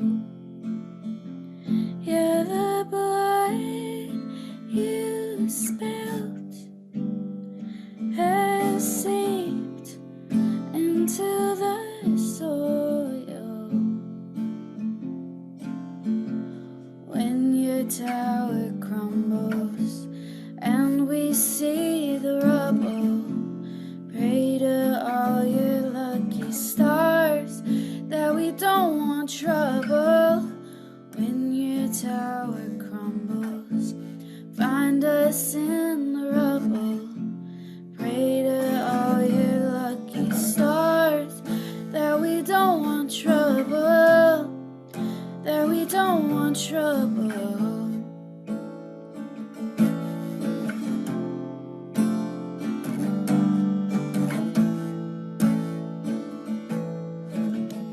You built it on a weak foundation,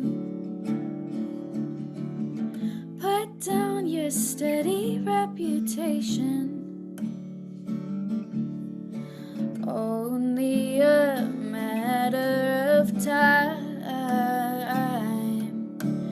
when you build it on a faulty line, 'cause the walls you built are wilt under pressure,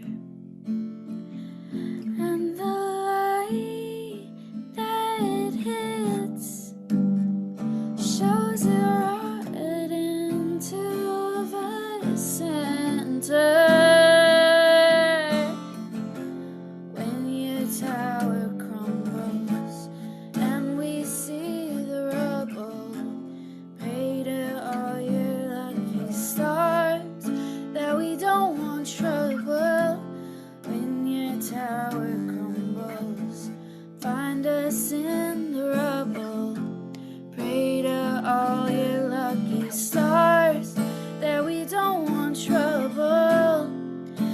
we don't want trouble, that we don't want trouble, that we don't want trouble.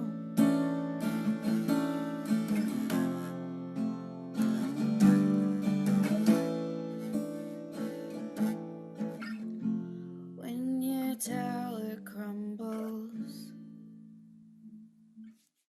Awesome. Thank you. Hope all the outreach is going well. Yeah, sometimes I feel a little silly playing these things because I feel like I don't have a lot of uplifting, kind of motivating songs.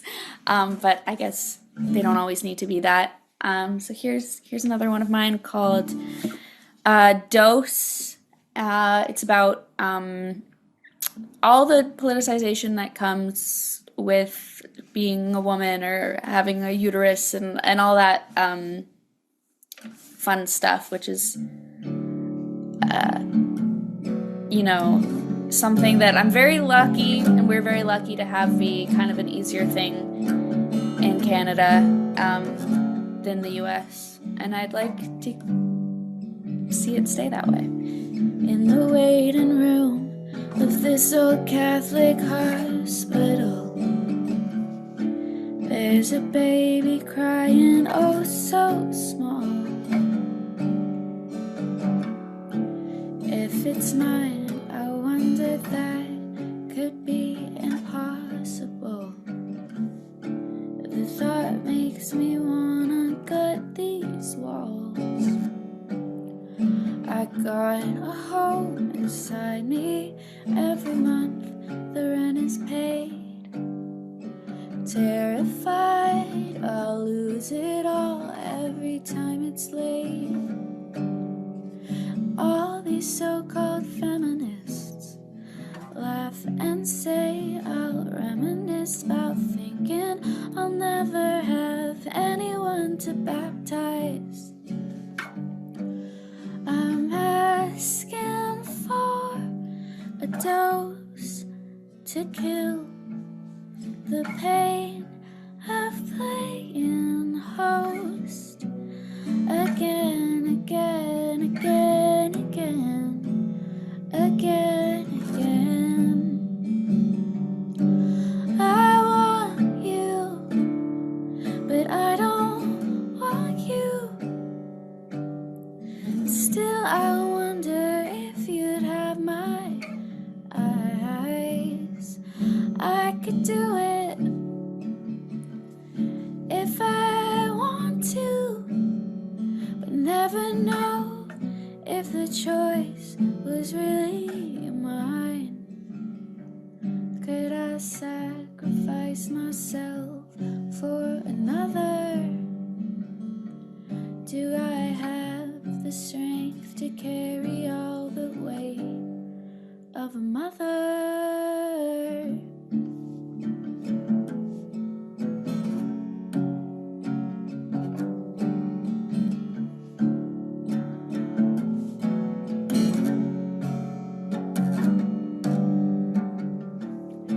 There's a girl somewhere who's scared to death in Tennessee.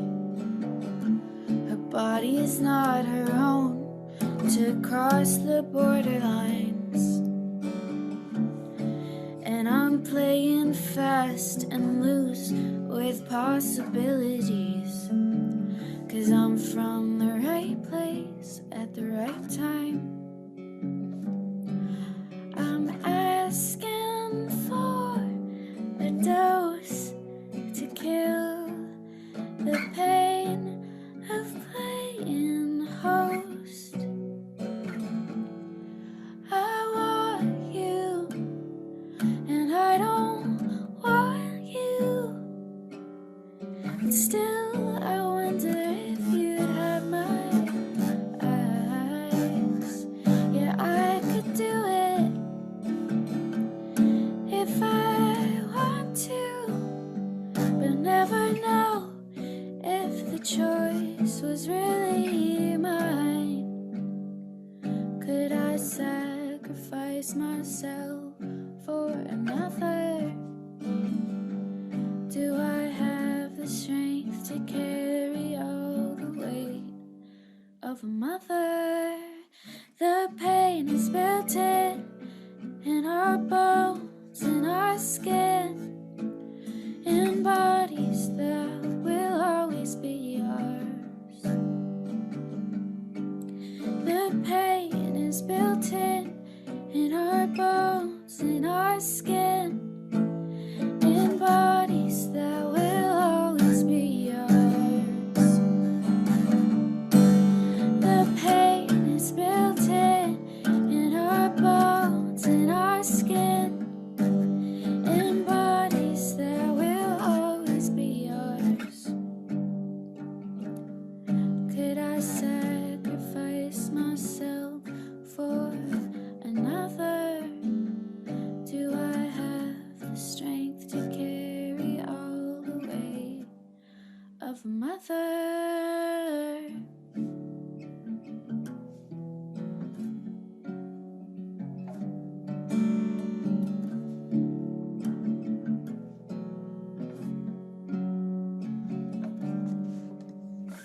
Awesome, thank you. All right. Should I do another, or is that my time?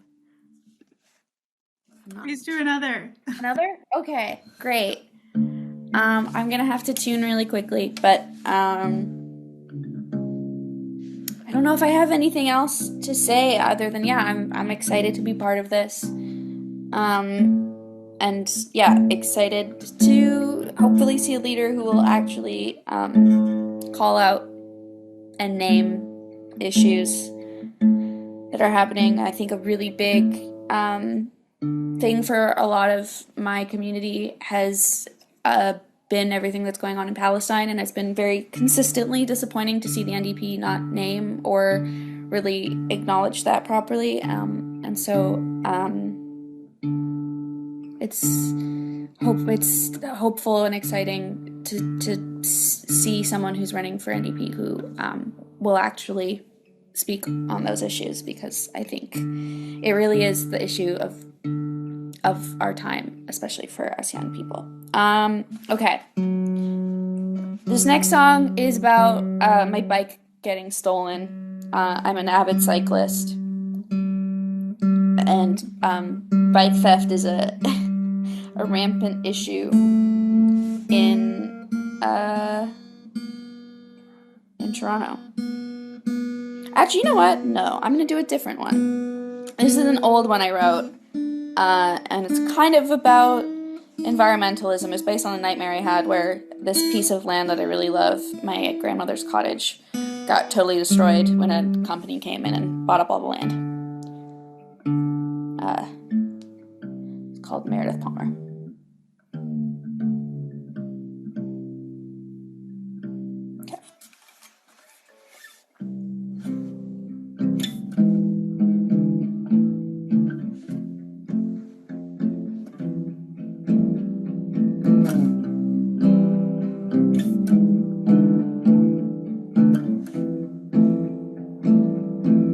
I collapsed in your canoe, gave my boxes to your mother.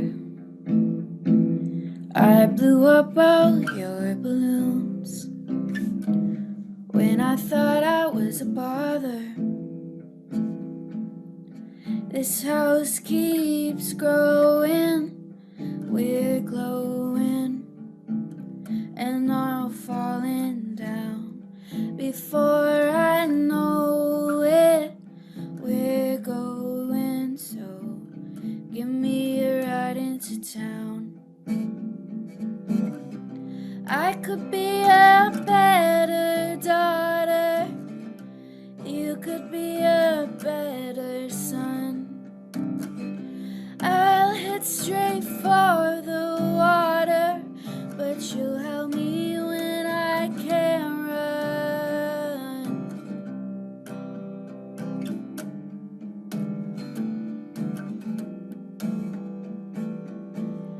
Now your mother's at the door, and the kids are all left standing.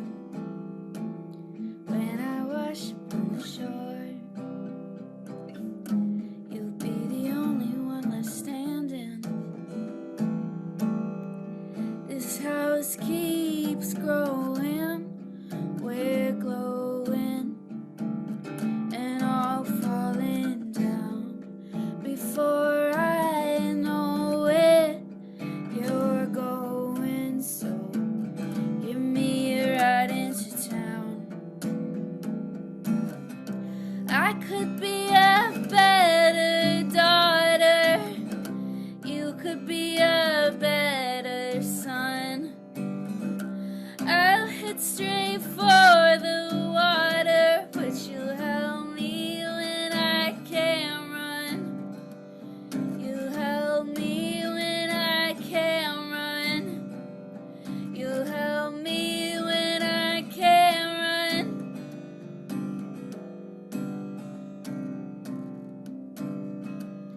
You help me when I can't run. You help me when I can't run. You help me when I can't run. You help me when I can't run. And I thought I was a bother. Great. Thank you, everyone. Hope the outreach is going well. Thank you so much. Everyone, please give it up for Bridget in the chat. What an incredible performance. Welcome back. I'm very excited to keep this day rolling. We've got a bunch of new memberships coming in, and we've got a bunch of donations coming in from the day. We're also excited to see a bunch of referral links going out, new folks on the leaderboard. So keep reaching out to your community, and we will keep reporting back on how awesome it is to see so many new names on our leaderboard. We are in a healthy and friendly competition with one another. Our top seller currently is our field director. And so let's make it a shared mission to boot Miles out of #1 spot on the leaderboard. Sorry, Miles, but that's the goal for all of us here today. You are losing that leaderboard spot. So everyone's got a lot of catching up to do. Let's go. Also want to make just a shameless plug for something that is very exciting and proud for me, is that the most recent musical guest, Bridget, our housewife, is actually a graduate of Girls Rock Camp, which is a movement I've been organizing with for about 15 years. So it's super excited and cool, and just like awesome to see folks that came in through organizing a space that is really important to me as an organizer, and seeing them take leadership roles. That's why we do this. We do this so that people can take on, come up in our movement, get political education, and then take on incredible leadership roles as they move into the next phases of their lives. So it's very excited to see Bridget and to be able to watch young people perform in such powerful and moving ways. Let's move into the next stage of today's sessions, which is really excited to dive into the next segment. I want to say, unfortunately, one of our next special guests, Judy Rebick, had to call in sick today. So wherever you are, Judy, we are sending you healing energy, and really hope that you feel better really soon, and we'll just get you out here for the next one. But luckily, Donia, our amazing communications director, is able to step in. She's an interviewer extraordinaire, so we're really excited to introduce our next two special guests. First up, we have Donia. Donia, hi. Donia's Hi. back. Good to be back. Donia's our campaign director of communications. She's been working in progressive communications for almost 2 decades across journalism, teaching, campaigning, and labor organizing. She was a radio producer at CBC, and later a senior editor at the independent media outlet The Breach. She was also previously the director of communications at the Council of Canadians. Welcome, Donia. Good to be back. We're also excited to welcome Janelle Lapointe.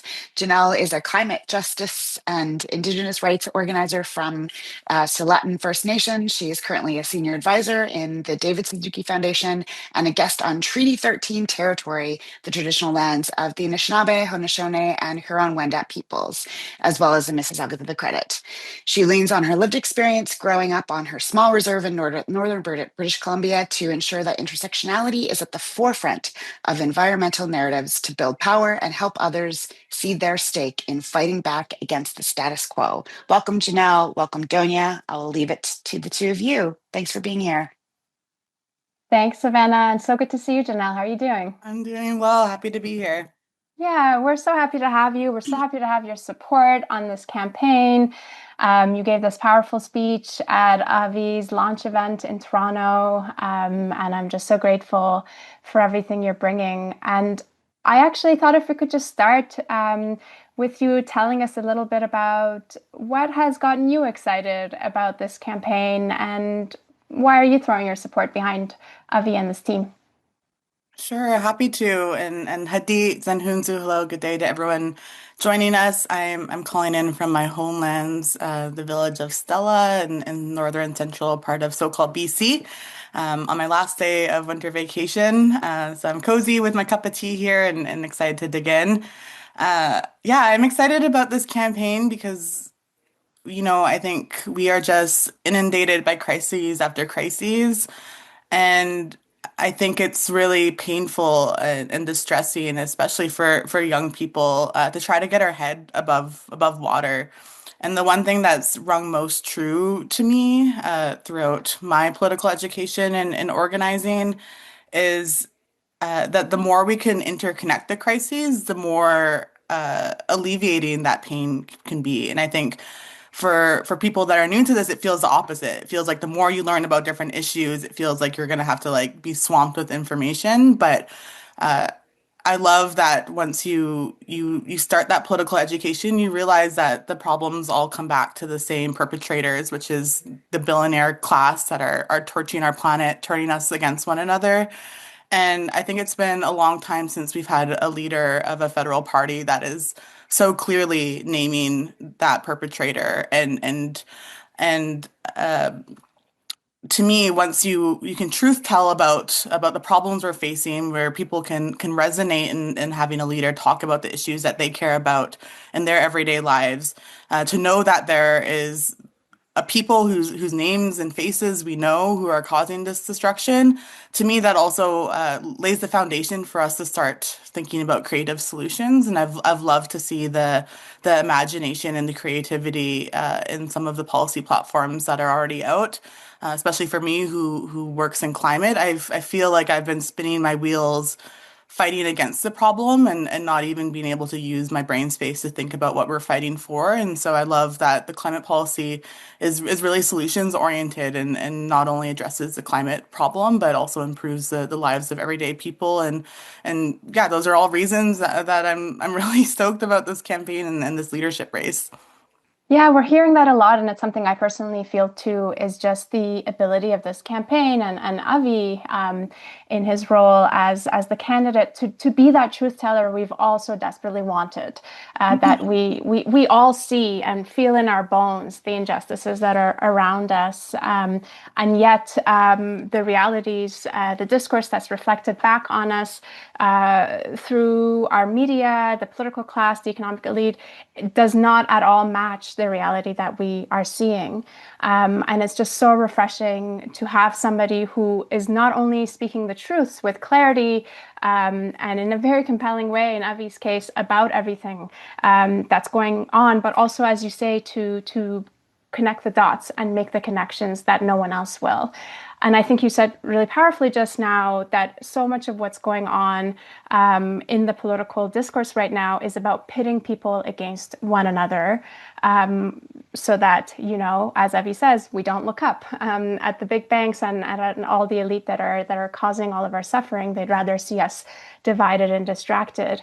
And I want to talk a little bit about how right now, in this moment, our federal government has been throwing Indigenous rights under the bus in particular, and the very idea of reconciliation has gone out the window.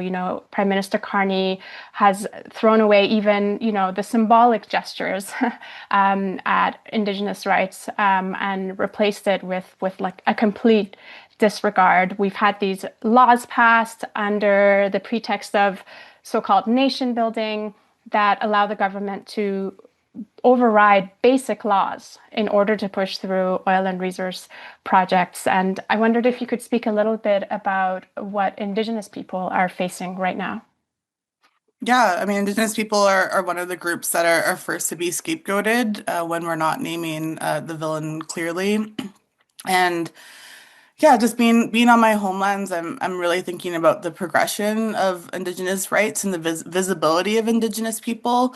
To know that only, a generation ago, Indigenous people weren't allowed to get jobs off the reserve unless they had permission from an Indian agent. I think Indigenous people were very much like out of sight, out of mind, left to suffer on their own. And really, in the past few years, we've seen like a resurgence of Indigenous rights, of course, with our last Liberal government winning elections on the promise of reconciliation and national tragedies such as the uncovering of unmarked graves at residential schools, suddenly like putting the true history of Canada and the rights of Indigenous people back into mainstream conversation.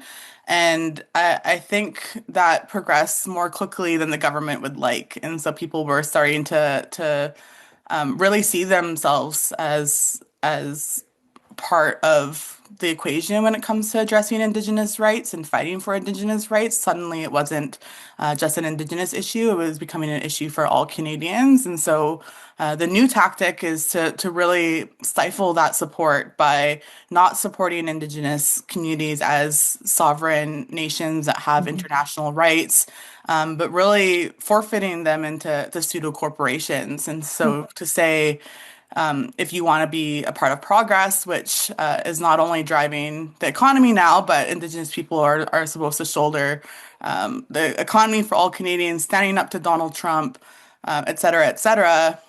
They're told, you need to get a part of on these upcoming projects that represent significant risk to land and water, but also, like I said, like water down our international rights to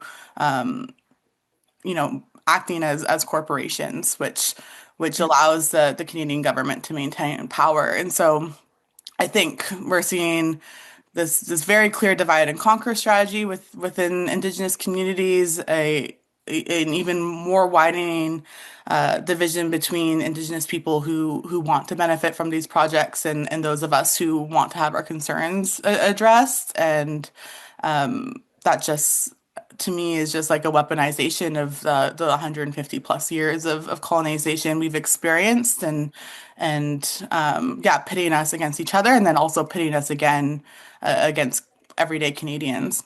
Yeah. Yeah, and you've written about this idea that the true reconciliation has been replaced with this empty false promise of economic reconciliation. Mm-hmm. Yeah, and I started my thinking about this back in 2019 when the climate crisis was the number one issue for all Canadians. We were driving out people in the streets in massive numbers to raise awareness about climate change. And I came home that summer and I was very confused to see that that was not the conversation happening in my community. And in fact, there had been even more corporate encroachment than ever before. And so we had oil companies, mining companies, forestry companies all of a sudden like really showing up in community, offering big promises, paying for critical infrastructure that the federal government had not yet provided to my communities. And I thought, okay, something's happening here. And to see how quickly that has progressed to where the government is now being completely hands off on addressing some of the issues Indigenous communities and allowing private corporations to come in and say, well, if you need clean drinking water, here's an LNG project that you could partner on to pay for it yourself. And to note that, this is at the tail end of many of the industries. So we know that the oil and gas industry has already made the bulk of the wealth and are now facing a really volatile market that has a lot of financial risks on top of the environmental risks to communities. And so to me, it's a very clear chess move that they're now inviting Indigenous communities to partner on these projects once they're now really financially risky. And so it really is playing two purposes. It's taking off the financial risks that the corporations don't want to take, their shareholders won't want to take, Canadians don't want to take. And then it's also really stifling the movement.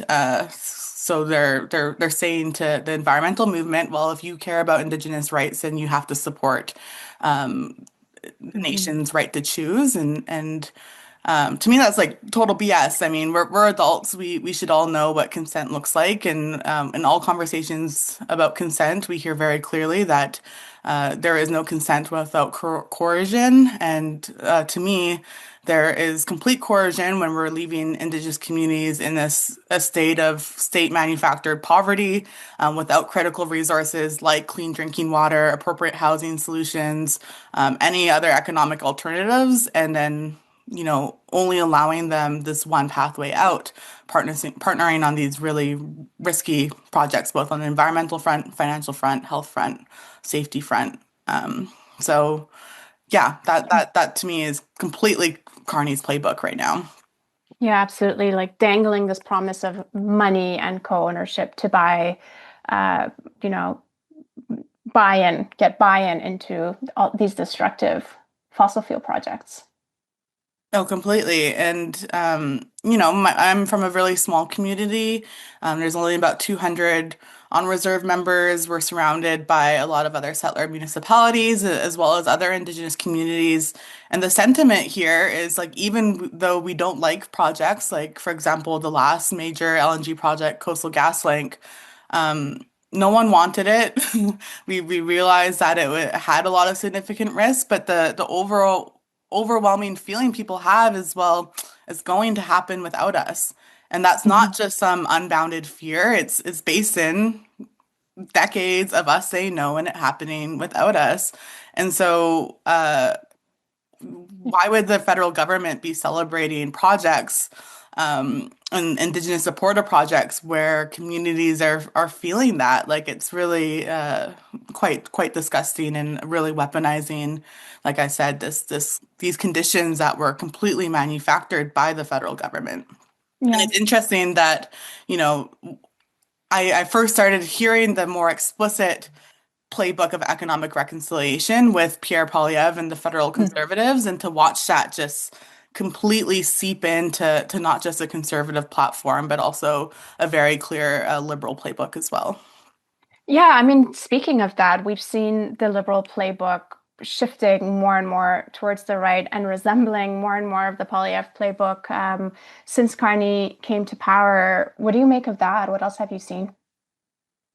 Yeah, it's becoming like harder and harder to indistinguish, and that's in part because of a growing right movement, right? I think that Carney feels that he is able to capture more support by placating to the right, because there's been an absence of a strong left movement and a strong leftist federal leader. And so yeah, to me, that opens up grounds for us to really contest for that space, to pull federal policy back in our favor. Because yeah, I think, as we both said, it seems harder and harder to distinguish their different policies. Yeah, and with these nation building projects, so-called, I think another thing that I've read from you that I've really appreciated is just this idea that, the government trampling the rights of Indigenous nations isn't just a problem for Indigenous nations. It is about all of us. Can you say more about that? Because I think sometimes, even in our responses, we can fall into this where we're not again seeing why these fights affect all of us, and why, if our government is willing to completely disregard and disrespect the rights of one group, that our fates are intertwined, essentially.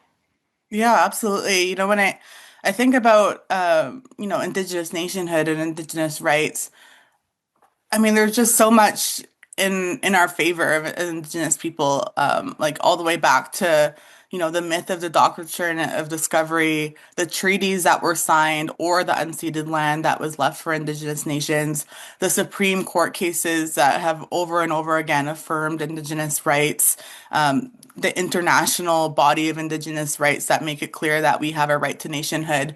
It should be pretty clear that the federal government has a clear obligation to Indigenous people. And so if the federal government is so blatantly in our face, breaking its own laws and its own obligation and its own commitments to Indigenous people, to me, like, if they're willing to do that, they're willing to break their commitments to worker obligations, to health and climate That's right. policies. Like that should be, the floor.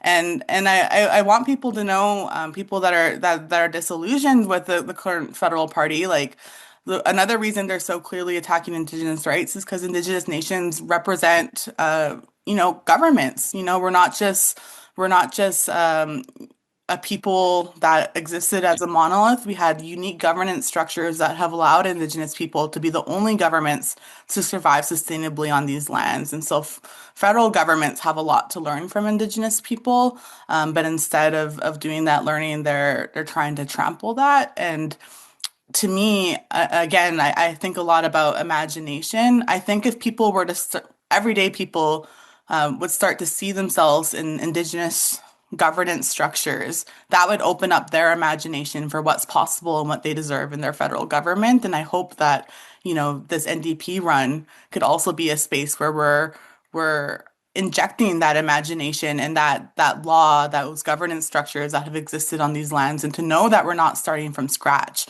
And so, yeah, I just think about what's possible, and to know that those governance structures were not for a certain subset of people. It was about these huge swaths of land and taking care of everyone that lives on that. And that wasn't just humans, that's our non-human kin. And now in a contemporary space, that means the settlers that are on these lands, like that, should be a part of those governance structures.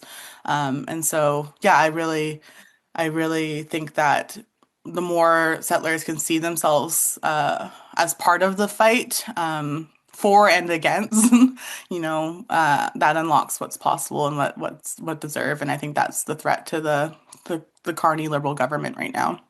Yeah, and it's really a blueprint for all of us for how we build a shared livable future. Mm-hmm. And I wonder, we're in the midst of an electoral campaign, but even beyond electoral politics, all of us are facing down a new reality in Canada right now. We've got harsh austerity. We've got this government that, as we've said, has inched more and more to the right. We have essentially an openly pro-corporate, anti-climate, anti-Indigenous government. What advice do you have for our social movements organizers as we face this new reality in Canada? Yeah, I think we need to strengthen our bonds with one another. I think that the gift that organizing gives to all of us is the opportunity to learn how to come home to ourselves and come home to one another. And so, and to me, that isn't completely in line with Indigenous ways of being. Indigenous leaders were considered a good leader if they had not only enough for themselves, but enough to share. Our bath flat systems, our feast hall systems are early forms of wealth distribution. And so I just encourage folks to keep reaching out to one another, to keep finding those commonalities, those shared values, and to enter that imagination space with one another. Yeah, I think the corporate playbook is completely unimaginative, and it really gives corporations complete control of our not just reconciliation, but our entire democracy as we know it. And so, if that doesn't sound rad to you, know that there's millions of people across the country that also feel the same way, and that a cohesive movement fighting for what we deserve could easily pull federal policies back in our favor. Yeah. And I think that's what gives me, and I hope a lot of other people hope about this particular campaign, is that, Nasran Yadullahi spoke earlier about this campaign really being about the we in all of this. There's no I in this campaign. This campaign is fighting for all of us. And what I've appreciated about Avi is that he has always said from the beginning, he's the people's accomplice. He's not here to speak for us or even on our behalf in the halls of power. He is taking us all in there with him. And I think that it is so rare to feel this sense of, having a voice in the halls of power that really comes from the grassroots and is an accomplice of social movements. And I think back to the launch that he had in Toronto where you spoke and you delivered this powerful line that really stuck with me. And you said, politics in Canada aren't built for people like me. Not just as an Indigenous person who is seeing her people's rights ignored and trampled on, but as a young person. So many young people are feeling disillusioned by the state of politics in this country. And that even as so many more young people are connecting the dots between, supporting Indigenous rights, climate rights, taking on corporate power, standing up to genocide, standing up to militarism, but those in electoral politics aren't usually reflecting this back at them. And so I wonder what gives you hope about this campaign, and what potential do you think there is for bringing in more young people into politics through a campaign like this? Mm-hmm. Yeah, as you're talking, like on a meta level, like something that really gives me hope is just how goddamn young the Settler Project is, so-called Canada. Like every time I'm home, I'm like, man, like we got like birch bark baskets in my in my community center that are older than this country. And so we would be so remiss to think that things cannot change because things have changed drastically in just this short 150 years. And the conditions are ripe. And like I said at the beginning, like what really gives me hope is that we can clearly name the villain and to know that the wealth hoarding that they represent, like once that's redistributed, like what's possible, so many things that we need and deserve and can clearly name. And I think having a leader at the federal level that's representative of the people is really important. Like I said, that is something that would have been very, very key to Indigenous governance systems, is to have a leader that is just, yeah, like you said, an accomplice of the people. And so I think it's about time that we've returned to that. And I think in returning to that, we will see politics that are built for young people and people like me, and that represents, yeah, so much hope, so much hope. And I again, to think about the time scale, like I fully believe that things can change in our favor. Um, yeah.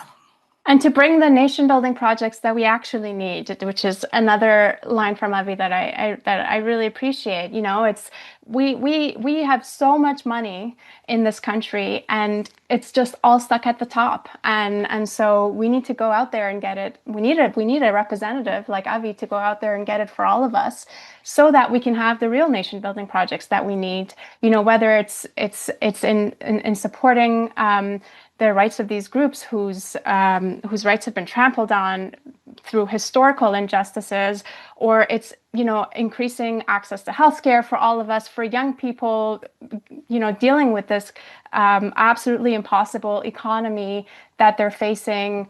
There's just so much that we could be doing with the wealth that there is in this country. We just need a leader who'll do it for us. My name is Savannah. If you haven't seen me on screen yet today, I am Avi's campaign manager. I'm so excited to be with you all today, and I'm really thrilled by the incredible outreach you've all been doing. We've been doing some amazing work getting out into our communities, reaching out to the people that we care about and whose futures we are committed to fighting for, and letting them know why we're supporting Avi for the leader of the federal NDP. I'm so excited to welcome our next conversation, and Avi is back. Hey, Avi. Hey, how's it going?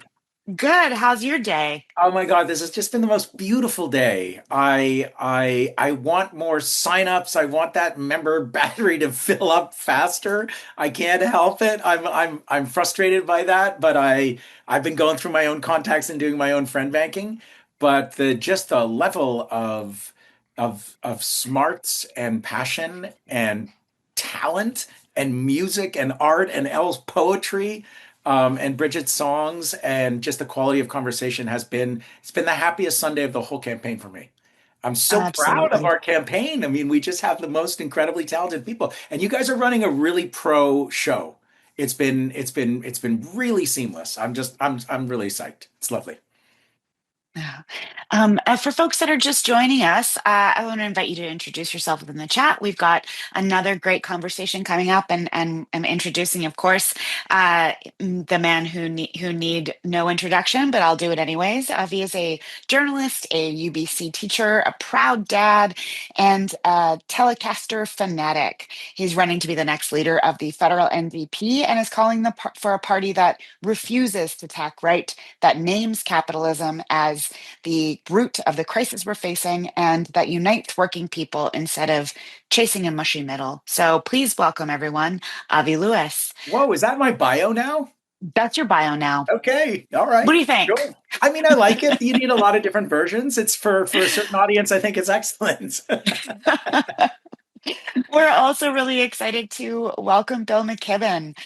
Bill is an author, an educator, an environmentalist who helped found 350.org, the first global grassroots climate campaign, and who has recently helped found Third Act to build a progressive organizing movement for people over the age of 60. So I'll hand things over to Avi and Bill. Welcome, both of you, and thanks for being here today. Hi, Bill. Hey, friend, how are you? I've missed you. Yeah, it's good to see you. We haven't seen each other since the summer, I guess. And very good for me to get to participate here. I was reflecting that I guess I've mostly been voting for Democrats my whole life, and God knows they ask me for money often enough.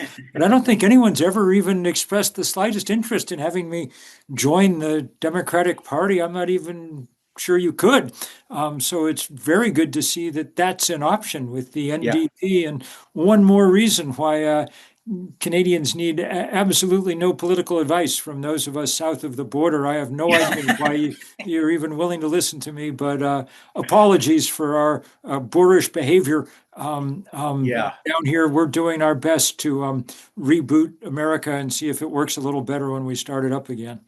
Yeah, I appreciate, and we Canadians appreciate any American entering the chat with humility, but we're not all that proud of how Canada's doing at the moment. So with a capitulator in chief in office here in Canada, we're not standing up to Trump the way Canadians expect, and in fact the way I think they elected Carney to do. And in the midst of this, as you know, we're having an NDP leadership race with the party at an all-time low. We had our asses kicked in the last election, lost party status. But the leadership race has been a really interesting phenomenon as Carney has tacked far to the right very quickly in office and proposed spending 5% of our GDP on defense and has launched a major projects process to double down on fossil fuels. He's thrown every single climate policy literally, almost with the exception of maybe one very vague commitment to an industrial carbon price, thrown the entire framework of climate action, insufficient as it was under the Trudeau government, overboard in half a year. And the leadership race is quite off the radar, Bill. It's not, commanding mainstream media attention or anything like that, but the momentum that we're experiencing in the campaign itself is remarkable. We've shattered fundraising records. We doubled the amount of the all-time record for the amount of money collected in a few months. And that's with people being sick of getting emails every day asking for money. And we're seeing the kind of Bernie effect of a distributed organizing model where local chapters are really free to do what they see fit with some support from the central campaign. And there's stuff happening every day that we don't even know. Bill, I'll show you the t-shirt I got handed by the Youth for Avi caucus last night. I like it. I'm the original Bernie guy, my neighbor here in Vermont. And I remember the momentum of the campaign in 2016 and what it felt like as it really opened up again the possibilities for political discourse in this country. That's what it is. And revealed an awful lot of people who wanted serious change. So, Bernie remains a potent political force, and the people who came after him in American politics and are his kind of acolytes like AOC and Zorhan Mandami are now providing some hope for what's happening down here south of the border. Yeah, it is like I think there's a couple of disconnects that I want to talk about with you today. Your work has been, especially your most recent book, has been incredibly important for me in this time because of it's not the disappearance of climate in anything other than as a sort of generally acknowledged issue. It's obviously climate breakdown is accelerating. People are utterly aware of it. It's been displaced from the dominant discourse. And obviously, your country is rocketing backwards, and now so is ours. Um, and yet, that seems to be happening just at the moment when there's a kind of a tipping point in the availability, affordability, the economics, and the proliferation of renewables around the world. And you're documenting this in your Substack, in your newsletter, in your book. And I just want you to reflect for us Yeah, on absolutely. the two things happening at once. So that really is. There are three stories look like they're going on around the world right now. Two of them are really, really painful. One is the rise of authoritarianism in place after place, including most essentially the United States. And again, real apologies. It is, we lost the last election, and as a result, y'all are dealing with tremendous, painful ripples. And all Canadian politicians have been put in places that are very hard for them to understand and deal with. And I have compassion and empathy for pretty much everybody up there. So that's a terrible story. And the other terrible story is the rapid rise of the temperature of the planet and all that it means. Canada's forests, boreal forests, burned again last summer, the second summer out of the last three, where we've seen just absolutely dire fires across an area that's not supposed to burn because it's too far north, too wet, too cold. But not anymore. Now it's tinder. Against those two terrible things, there's one very good thing happening on the planet, one very big good thing. And that's this very sudden rise of cheap renewable energy around the planet. We've called this stuff alternative energy for 2 generations, and we got used to thinking of it that way. But that's the wrong way to think of it now. It's now the obvious, common sense, straightforward way to produce electricity. 90% of new generation around the world last year came from the sun and the wind. We have the batteries all of a sudden to store this power when the sun goes down and the wind drops. It's the obvious way to power the future. And that future is shaping up really, really rapidly. The Chinese were building solar power last spring at the rate of about 90 gigawatts a month. That means the rough equivalent of a big coal-fired power plant every 8 hours. We've never seen an energy transition anything like this, at anything like this speed. And that means a couple of things. One, it sadly doesn't mean that we're going to stop global warming, but it means that we could talk seriously about shaving tenths of a degree off how hot the planet eventually gets.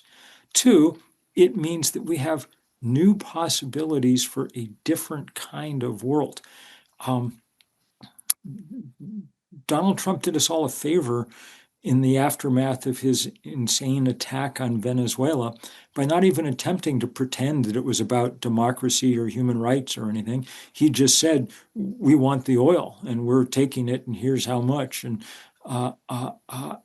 that's the world that we've lived in one way or another our whole lives, but it's not the world that we need to live in. Sun and wind are available everywhere on the planet. Nobody, as good as humans are at fighting wars, no one is ever going to fight one over sunshine. It's not, doesn't work that way. You can't hoard it. You can't hold it in reserve. And that's why big oil companies hate it so much. It disrupts their business model. So that goes to the third meaning of all of this, which is that the economics of the world is changing very, very rapidly as a result. We've seen over the last 24 months in China the rise of the first electro state on the planet, forget petrostates, and with it, a kind of powerful grab for the technological and economic future of the planet. The Chinese exported about half again as much in dollar value of clean energy last year as the US did of fossil fuel. That's a kind of powerful, powerful shift, and it explains the desperation that leads us to do things like try and seize Greenland or, annex Venezuela or, God forbid, go after Canada. It's the death throes of that hydrocarbon system that's causing so much of the crazy instability that we're seeing around us. So the prize is going to go to every place that figures out how to quickly make as much of this transition as they can. Luckily, Canada's well suited for this. It's got lots of sun and even more wind, and could be, well, it could be doing exactly what Canada's closest peer nation, really, in the world in a lot of ways, Australia, is doing. Australia is about the same size as Canada, population, highly educated, on and on. Beginning in June of this year, all Australians are going to get 3 free hours of electricity every single day, forever going forward, because they've put up so many solar panels that electricity is asymptotically approaching zero cost. Human beings have spent 700,000 years working hard to get energy, gathering firewood or gathering the money to pay the power bill. And now Australians don't really going to have to do that so much anymore. If they go buy a storage battery, they can fill it all afternoon with free electricity and then run their house all night. It's a new world that's possible here. And man, oh man, it would be nice if countries would just start understanding the beautiful possibilities, the ability to really jump on board with a different kind of Earth. Your many days, Bill, your newsletter sort of keeps me afloat in this time, because you've taken it upon yourself not only to monitor all of the climate horror, but really track and explain for us this remarkable change in the economics and possibility. It's a country like Canada is an interesting case. I asked Emma in the background, I should have thought of this way before, but Barry Saxifrage, who's does incredible climate graphics in the National Observer, the chart that, okay, here's the one. Well, this is one of them. This is, you look at where Canada is versus all the other G7 countries.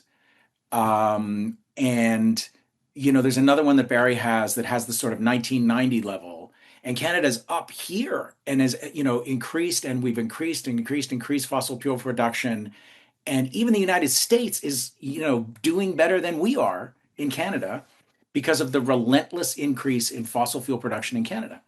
And we're not even talking about the fucking emissions when it's burned, right? We're only talking about the emissions in extracting and in refining to the extent that we do and exporting it. And yet, as you say, the economics have completely changed. Canadians, by and large, are still absolutely a massive majority in favor of more renewables. And we have a captured political class and an outstandingly powerful fossil fuel industry and a very frustrating situation, which is why we're arguing on our campaign that there's the one I was thinking of that really shows how Canada's doing in comparison to other countries, industrial powers on Earth. We've got to do it under public ownership. This is why the political project seems so essential right now. Movements must move, and there's no replacement for that. But if we can't actually put forward in the electoral space a vision of how we get this done in the face of this powerful industry, which has made us a climate pariah on planet Earth, we have to have a government that is prepared to do it under public ownership, because otherwise it ain't going to happen. And I'm happy to say that there's a lot of popular support for that idea in Canada, but we have to build power behind it in an urgent way. And I think for China, for all of its complexity and the fact that it is not a democracy and it's not like our paradise perfect state that we all want to aspire to, they're showing what's possible when a major economic power puts its money behind something. So, and what is interesting is China's also demonstrating how this plays out around the rest of the world. So in the last 2 years or so, the real story is not just what China is doing within its borders, but the degree to which it's exporting this green technology across the world, especially across Asia and Africa. And now increasingly Latin America too. And one of the problems that this raises for say, Canada's vision of itself, like the US, as a major exporter of, say, liquefied natural gas, is that the markets aren't there in the same way. So the story of Pakistan is really instructive. Oh, I was hoping you would talk about Pakistan. Yeah. Pakistan, harder hit by climate change than any country on Earth, probably. The two biggest floods since Noah in 2010, 2023. The temperature routinely gets into the 120s degrees Fahrenheit now in its urban areas in the summer.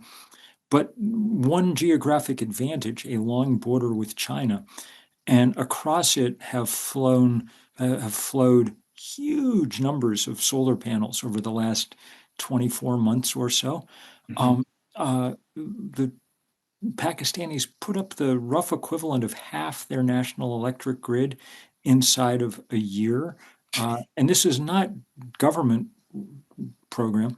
This there's is people on their balconies, right? Individual Pakistanis using like YouTube videos to figure out how to snap together this stuff on the roofs of factories and warehouses and everything. You can watch it on Google Earth if you just look at the rooftops of Lahore and Karachi.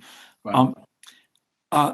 As a result, Pakistan told their LNG supplier, Qatar, a couple of months ago, that they didn't need 24 big shiploads full of LNG that they had contracted for.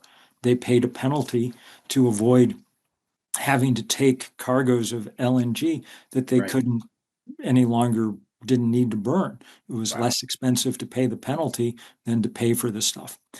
I think it's probably a fantasy to imagine that there's going to be the robust export market for this stuff. And I actually think that in a certain sense, I mean, I don't know, you know far more than I do about what's going down with Canadian plans for infrastructure, but in some ways it looks like Alberta's having a hard time coming up with private investors willing to fund this next. I think people who analyze the markets here are not committing money to 40-year projects that are at this point seem fantastical in their possibility of paying off. I mean, part of the problem is the moral hazard that under Trudeau, Canada bought the oil industry a $40 billion TMX pipeline. And so why would the industry actually offer its own capital when it has a hostage situation with the political class and can sort of sit on the sidelines with arms crossed until the public money is forthcoming? Yes, and someday you may have to deal with the question of how you make Alberta, how it all fits together and works. And God only knows. Well, an NDP government that you could actually talk to in Alberta would be a start, although we still have important differences among the different NDPs across the country. So it's not that any of this is easy. Transitions are always by their definition hard, but this transition is happening. I very much want it to happen because I just assume the planet not burn up. But even if you didn't want it to happen, it is happening. And the thing that's driving it is the unavoidable fact that about 4 years ago, we crossed some invisible line where it became cheaper to produce power from the sun and the wind than from setting stuff on fire. That's it. And, you know, and the only question now, I think, really, is whether we're going to face up to this and do it quickly or painfully slowly. Yeah. Painfully slowly comes with certain political advantages, but it comes with political and economic disadvantages. You lose to the Chinese, and it comes with the one overwhelming disadvantage that you start losing the basic systems of our planet. And let's be clear, we're not talking at this point about small problems around the edges. It's the jet stream and the Gulf Stream that we're now beginning to, well, more than beginning to systematically undermine with the increase in temperature around this Earth. Yeah. So in a rational world, we would force the spring here. We would use public resources to speed up this transition instead of slowing it down, realizing that even in purely economic terms, the most expensive thing anyone's ever even imagined is trying to deal with an overheating planet. I don't know whether it's hitting Canada yet, but the US, everybody's insurance bills are going through the roof because insurance companies can't figure out how to, price in fire and flood. And no, I mean, we lost Jasper and we lost Lytton, BC. We watched towns that we love burn down, and people years later still haven't been able to sort out the insurance and the public funding. I'm very glad I got to Jasper while it was. Yeah. And I hope that they're able to bring some of it back. I'm sure people are trying hard. The same things are happening. Insurance companies are excluding flooding in places that flood. And, I feel that there is an opportunity to break through with Canadians that we're being left behind because of this one industry. And they've got a lot of, very clever tools. They've locked us in a story that if you criticize fossil fuel expansion, you hate fossil fuel workers. And we've been trying to explain that, the oil industry has figured out how to make a barrel of oil in Canada with half as many workers as it did a decade ago. The industry itself is throwing more workers under the bus than any transition ever would. And the transition, as you say, is coming. It'll be a violent and disorderly market transition where workers are hurt and the entire country's economy, to the extent that we rely on oil and gas export revenue, will be hurt. So we can either do this in a rational way, or we can do it in the most painful way that has all kinds of extra consequences. And when you look at the other stuff and your research and the stuff you're teaching us, the world is leaving us behind. And in this moment where there's a hunger for nation building, we're under attack from the United States economically. Canadians want the Canadian economy to have more independence. We need to be more self-sufficient in our food systems and our energy systems and all of our systems. There's a moment here where we have this incredible nation building project that is just waiting to happen. And I'm so old that I can remember when the elder Trudeau was making his was really helping the world open to China in the most profound ways in the late 60s and early 70s. And it really is, I think, a moment to imagine that there is real insight to be had elsewhere in the world right now. Yeah. I would not, Canadians should be extremely wary about following the lead of the United States. Donald Trump's conviction that oil is the future of the world is as dumb as everything else he believes about the planet.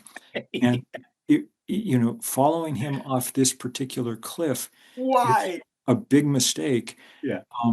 Better to use and I mean, that's, true of any number of things beyond energy. I was sad today to see the Canadian information minister say that they weren't going to block X in Canada, I mean, I can't think of any more rational self-preservation step that Canada could take than to say this, weird, Hitler pornography machine should be shut down in our country. So, there's lots and lots of places, but the one that's going to determine the future of the planet is energy. and how we use it. That's what the whole game is about right now. Bill, And can I ask you to just do me a quick favor? Because something that happens to me every time we have a campaign event, someone will come up to me, and we've seen it in the chat here today. People are anxious about the use of critical minerals in solar panels and in renewable energy, and they think this is a barrier to the level of build out that we need. What do you say to that question? So first of all, everybody should be careful about mining, and mining's always a scourge on this planet. It tears things apart, and it's not usually good for the people who are nearby or who are doing it. But we're not going to run out of critical minerals. The minute that we start looking for stuff, we find lots more of it. We're using lithium in huge quantities now, but the price of it is going down. So what does that tell you? But even if we started running out of it, we're very good at figuring out what comes next. In the last 18 months, the Chinese have started putting lots of cars on the road that run on sodium-ion batteries. Right. Sodium's the 5th most common element in the Earth's crust. We're not going to run out of salt anytime soon. And if you're concerned about mining, we're going to do a lot less of it in a renewable energy world. If you think about it for a minute, you understand why. You go mine yourself some lithium and you put it in a battery, and there it does its lithium thing for 20 years. When the battery eventually degrades, we now know how to recycle the lithium, get it out, and start over again. When you go mine coal, you just set it on fire, and then you have to go mine some more coal the next day. The way I visualize it in my mind is that one boatload full of solar panels will, over its lifetime, generate 100 times as much energy as a boatload full of coal. Such a huge difference that the Rocky Mountain Institute, our friend Amory Levin's shop in Colorado, calculated last year that the total mining burden on the planet for the battery renewable revolution by mid-century would require less mining than the amount of coal that we mined last year on this planet. So the other thing to be said, and just to remember when we think about this, is that 9 million people a year die on this planet right now, 1 death in 5 from breathing the combustion byproducts of fossil fuel. There are 5 million school children in New Delhi. 2.5 million of them have irreversible lung damage from breathing the air. Wow. So the advantage for vulnerable people in vulnerable places of a switch to clean energy is net truly undeniable. It's one of the most important things that we could do. And as a bonus, we end up in a world where we no longer have the same concentrations of unaccountable power and wealth. John D. Rockefeller was the first guy to figure out that if you controlled the supply of energy, you could control everything. And everybody, all the plutocrats and billionaires that follow have more or less been in his wake. It would be awfully nice to be able to say goodbye to the Putins and the kings of Saudi Arabia and the Koch brothers and all the other oil and gas barons, because we were all running on sun and wind. Nobody can embargo it. Nobody can blockade it. Nobody can, no one's going to blow up the sun. This is a different world. So those are the possibilities. It's a grim moment. God knows it's a grim moment down here. The loss of the murder of this woman last week in Minneapolis by thugs is such a reminder of, what y'all have to avoid at any cost. And thank God you are so far. But now there's real possibilities. And let's take advantage of many thanks for everybody stepping up. Thanks, Bill. It really is very meaningful for me to have your support in this, and to share a little Sunday half hour is a big deal for us. Our numbers of folks attending just doubled while you were here, and we got to fill up that battery graphic with new members. So I'll let Sav come back in here and take us into the next step. All right. Thank you, man. Love. Take care. Much love. Love to the fam. Thank you. See ya. Thank you so much, Bill. Thank you, Avi. And thanks all of you, the hundreds of people that are joining us from all across the country to reach out to your communities and to make pitches for joining the NDP. Before I pass things over to Hannah and to our very special musical guest, Dan Mangan, Oh, Dan Mangan is coming. Oh my is God. coming Man, the hits just don't to stop give on this show. Woo! yeah. But I do want to, make sure that folks are, if you're just joining us, make sure that folks understand that we are facing a deadline, the deadline for membership. So January 28th is the deadline to become a member.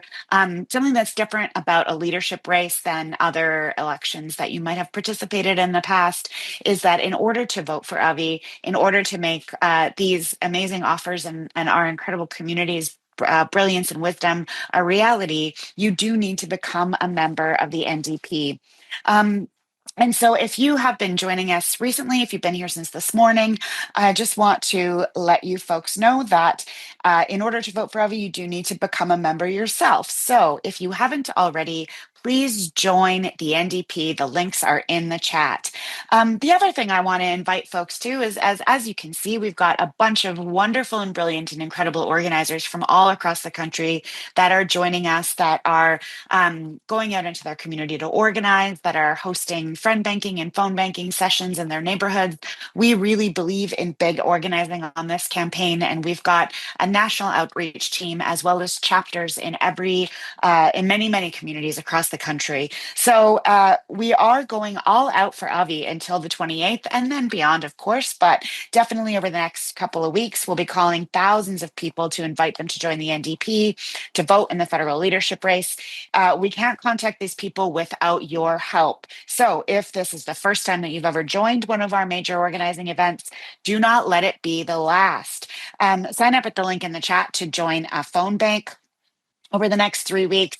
And the other thing, Emma said it so beautifully, we cannot expect this work to be unfunded. Of course, we know that a big part of organizing, we can be a little bit scared on the left, I think, to talk about money, but the reality is that all donations that into this campaign are what fuel our ability to keep this work going, to take us to the end. Our campaign is so proud to be funded entirely by small donors. We've got, over 4,500 individual donors from across the country, whether it's $5, $10, $17.75. I guess is the cap. You do get a tax receipt as of January 1st. If you've already donated to the campaign, your donation can be tax deductible for the next year that you have to do taxes. So please do consider making a donation. We're really pleased to be able to pay our organizers and to hire folks to do work that is really critical to make sure that Avi is getting out into communities, to travel across the country and meet people in person. So we, speaking of meeting people in person, we do have All Out for Avi events in the next few weeks. We've got events in Vancouver, Edmonton, Calgary, and Toronto, in Winnipeg as well. So if you are not already signed up to RSVP to one of those events, please do so.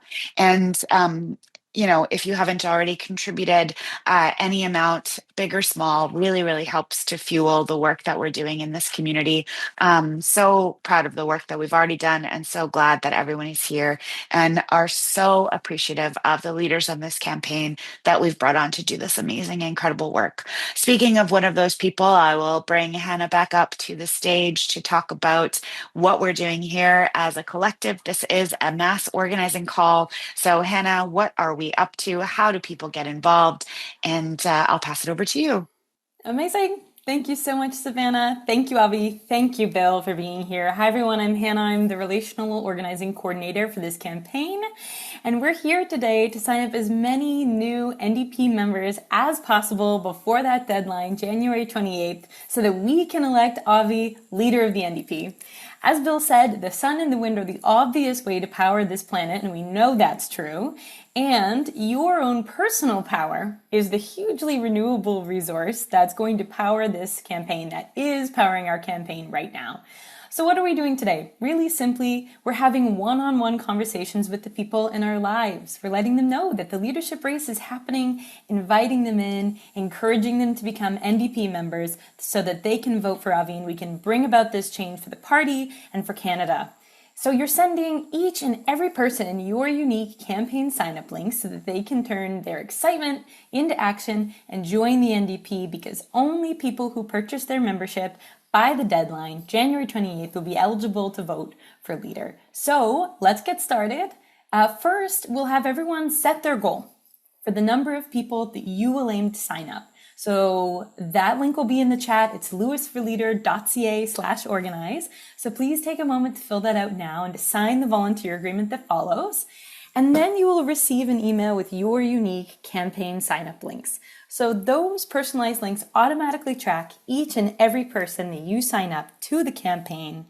And then it's time to reach out. Send your links to the people in your life over text, by DM, via email. Share them with your whole network by posting them on your social medias. Make calls, talk to the people in your life in person, whatever your preference, just share those links far and wide. And as you're doing so, make the case to the people in your life. Share why you're engaging in this leadership race. Today we've heard from so many amazing speakers. There's so much hope. There's so much power in this virtual room. So share that feeling with the people in your life. What's getting you excited about this campaign, about the policies of this campaign? Why is Avi the leader that the NDP needs right now?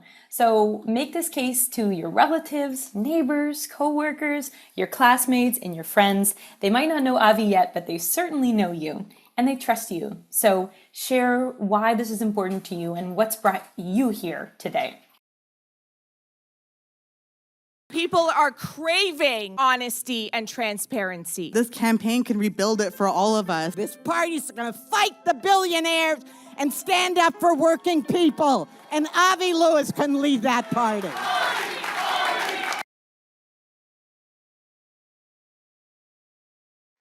Okay.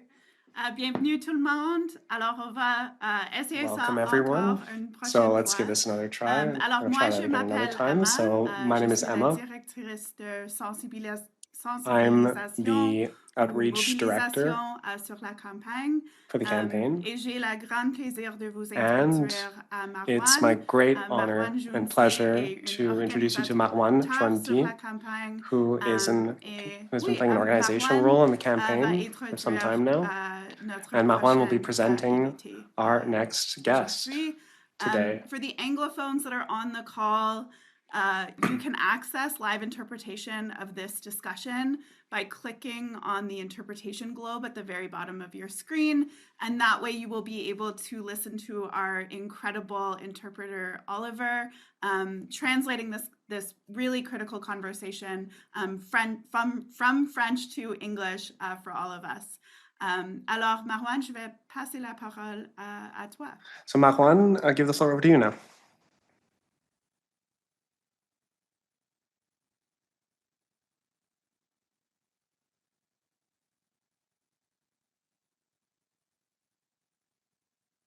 Oh, une seconde, Marouane. Je peux...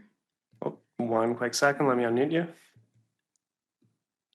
Ah, c'est bon, parfait, super. There we go. Merci beaucoup, Emma. Et Well, thank you very much, Emma. content d'être avec vous. And hey, everyone. Puis I'm de very happy rejoindre to la be with campagne you de Avi. Moi, je suis and membre to du join NDP Avi's depuis campaign. un mois. I've been a member of the Donc, je suis NDP for content d'être 1 là. Et month surtout, je suis now, content d'être and I'm very avec happy notre chère Nima to Machouf, be qui here est with donc Nima Machouf, chercheuse, who's a épidémiologiste, femme researcher and politique an canadienne d'origine epidemiologist iranienne, and a et Canadian donc Iranian qui est activist. la candidate aussi à Laurier-Sainte-Marie. She's also the candidate for Laurier un grand nombre de Sainte-Marie, causes, qui est une femme de terrain, une femme de and cœur, she qui s'est has impliquée been working on notamment the en ground for 2025 avec la multiple flotte pour Gaza. militancy Et donc, advocacy voilà, je suis causes, content and d'être avec she toi, Nima. was Merci actually imprisoned by d'être là. the Merci beaucoup, Israeli Marouane, pour flotilla. l'introduction. So thank you, Marouane, for this Ça va bien introduction. en ce dimanche. Yes. And how are you doing on this Ça va Sunday très evening? bien, surtout plein Yes. d'espoir. And I'm d'une full part of pour la hope, campagne on the avec one le hand for the McKibben, mais campaign, surtout, the NDP moi, campaign, of comme tu course, viens but de le also, mentionner, je as suis you've d'origine said, iranienne. I'm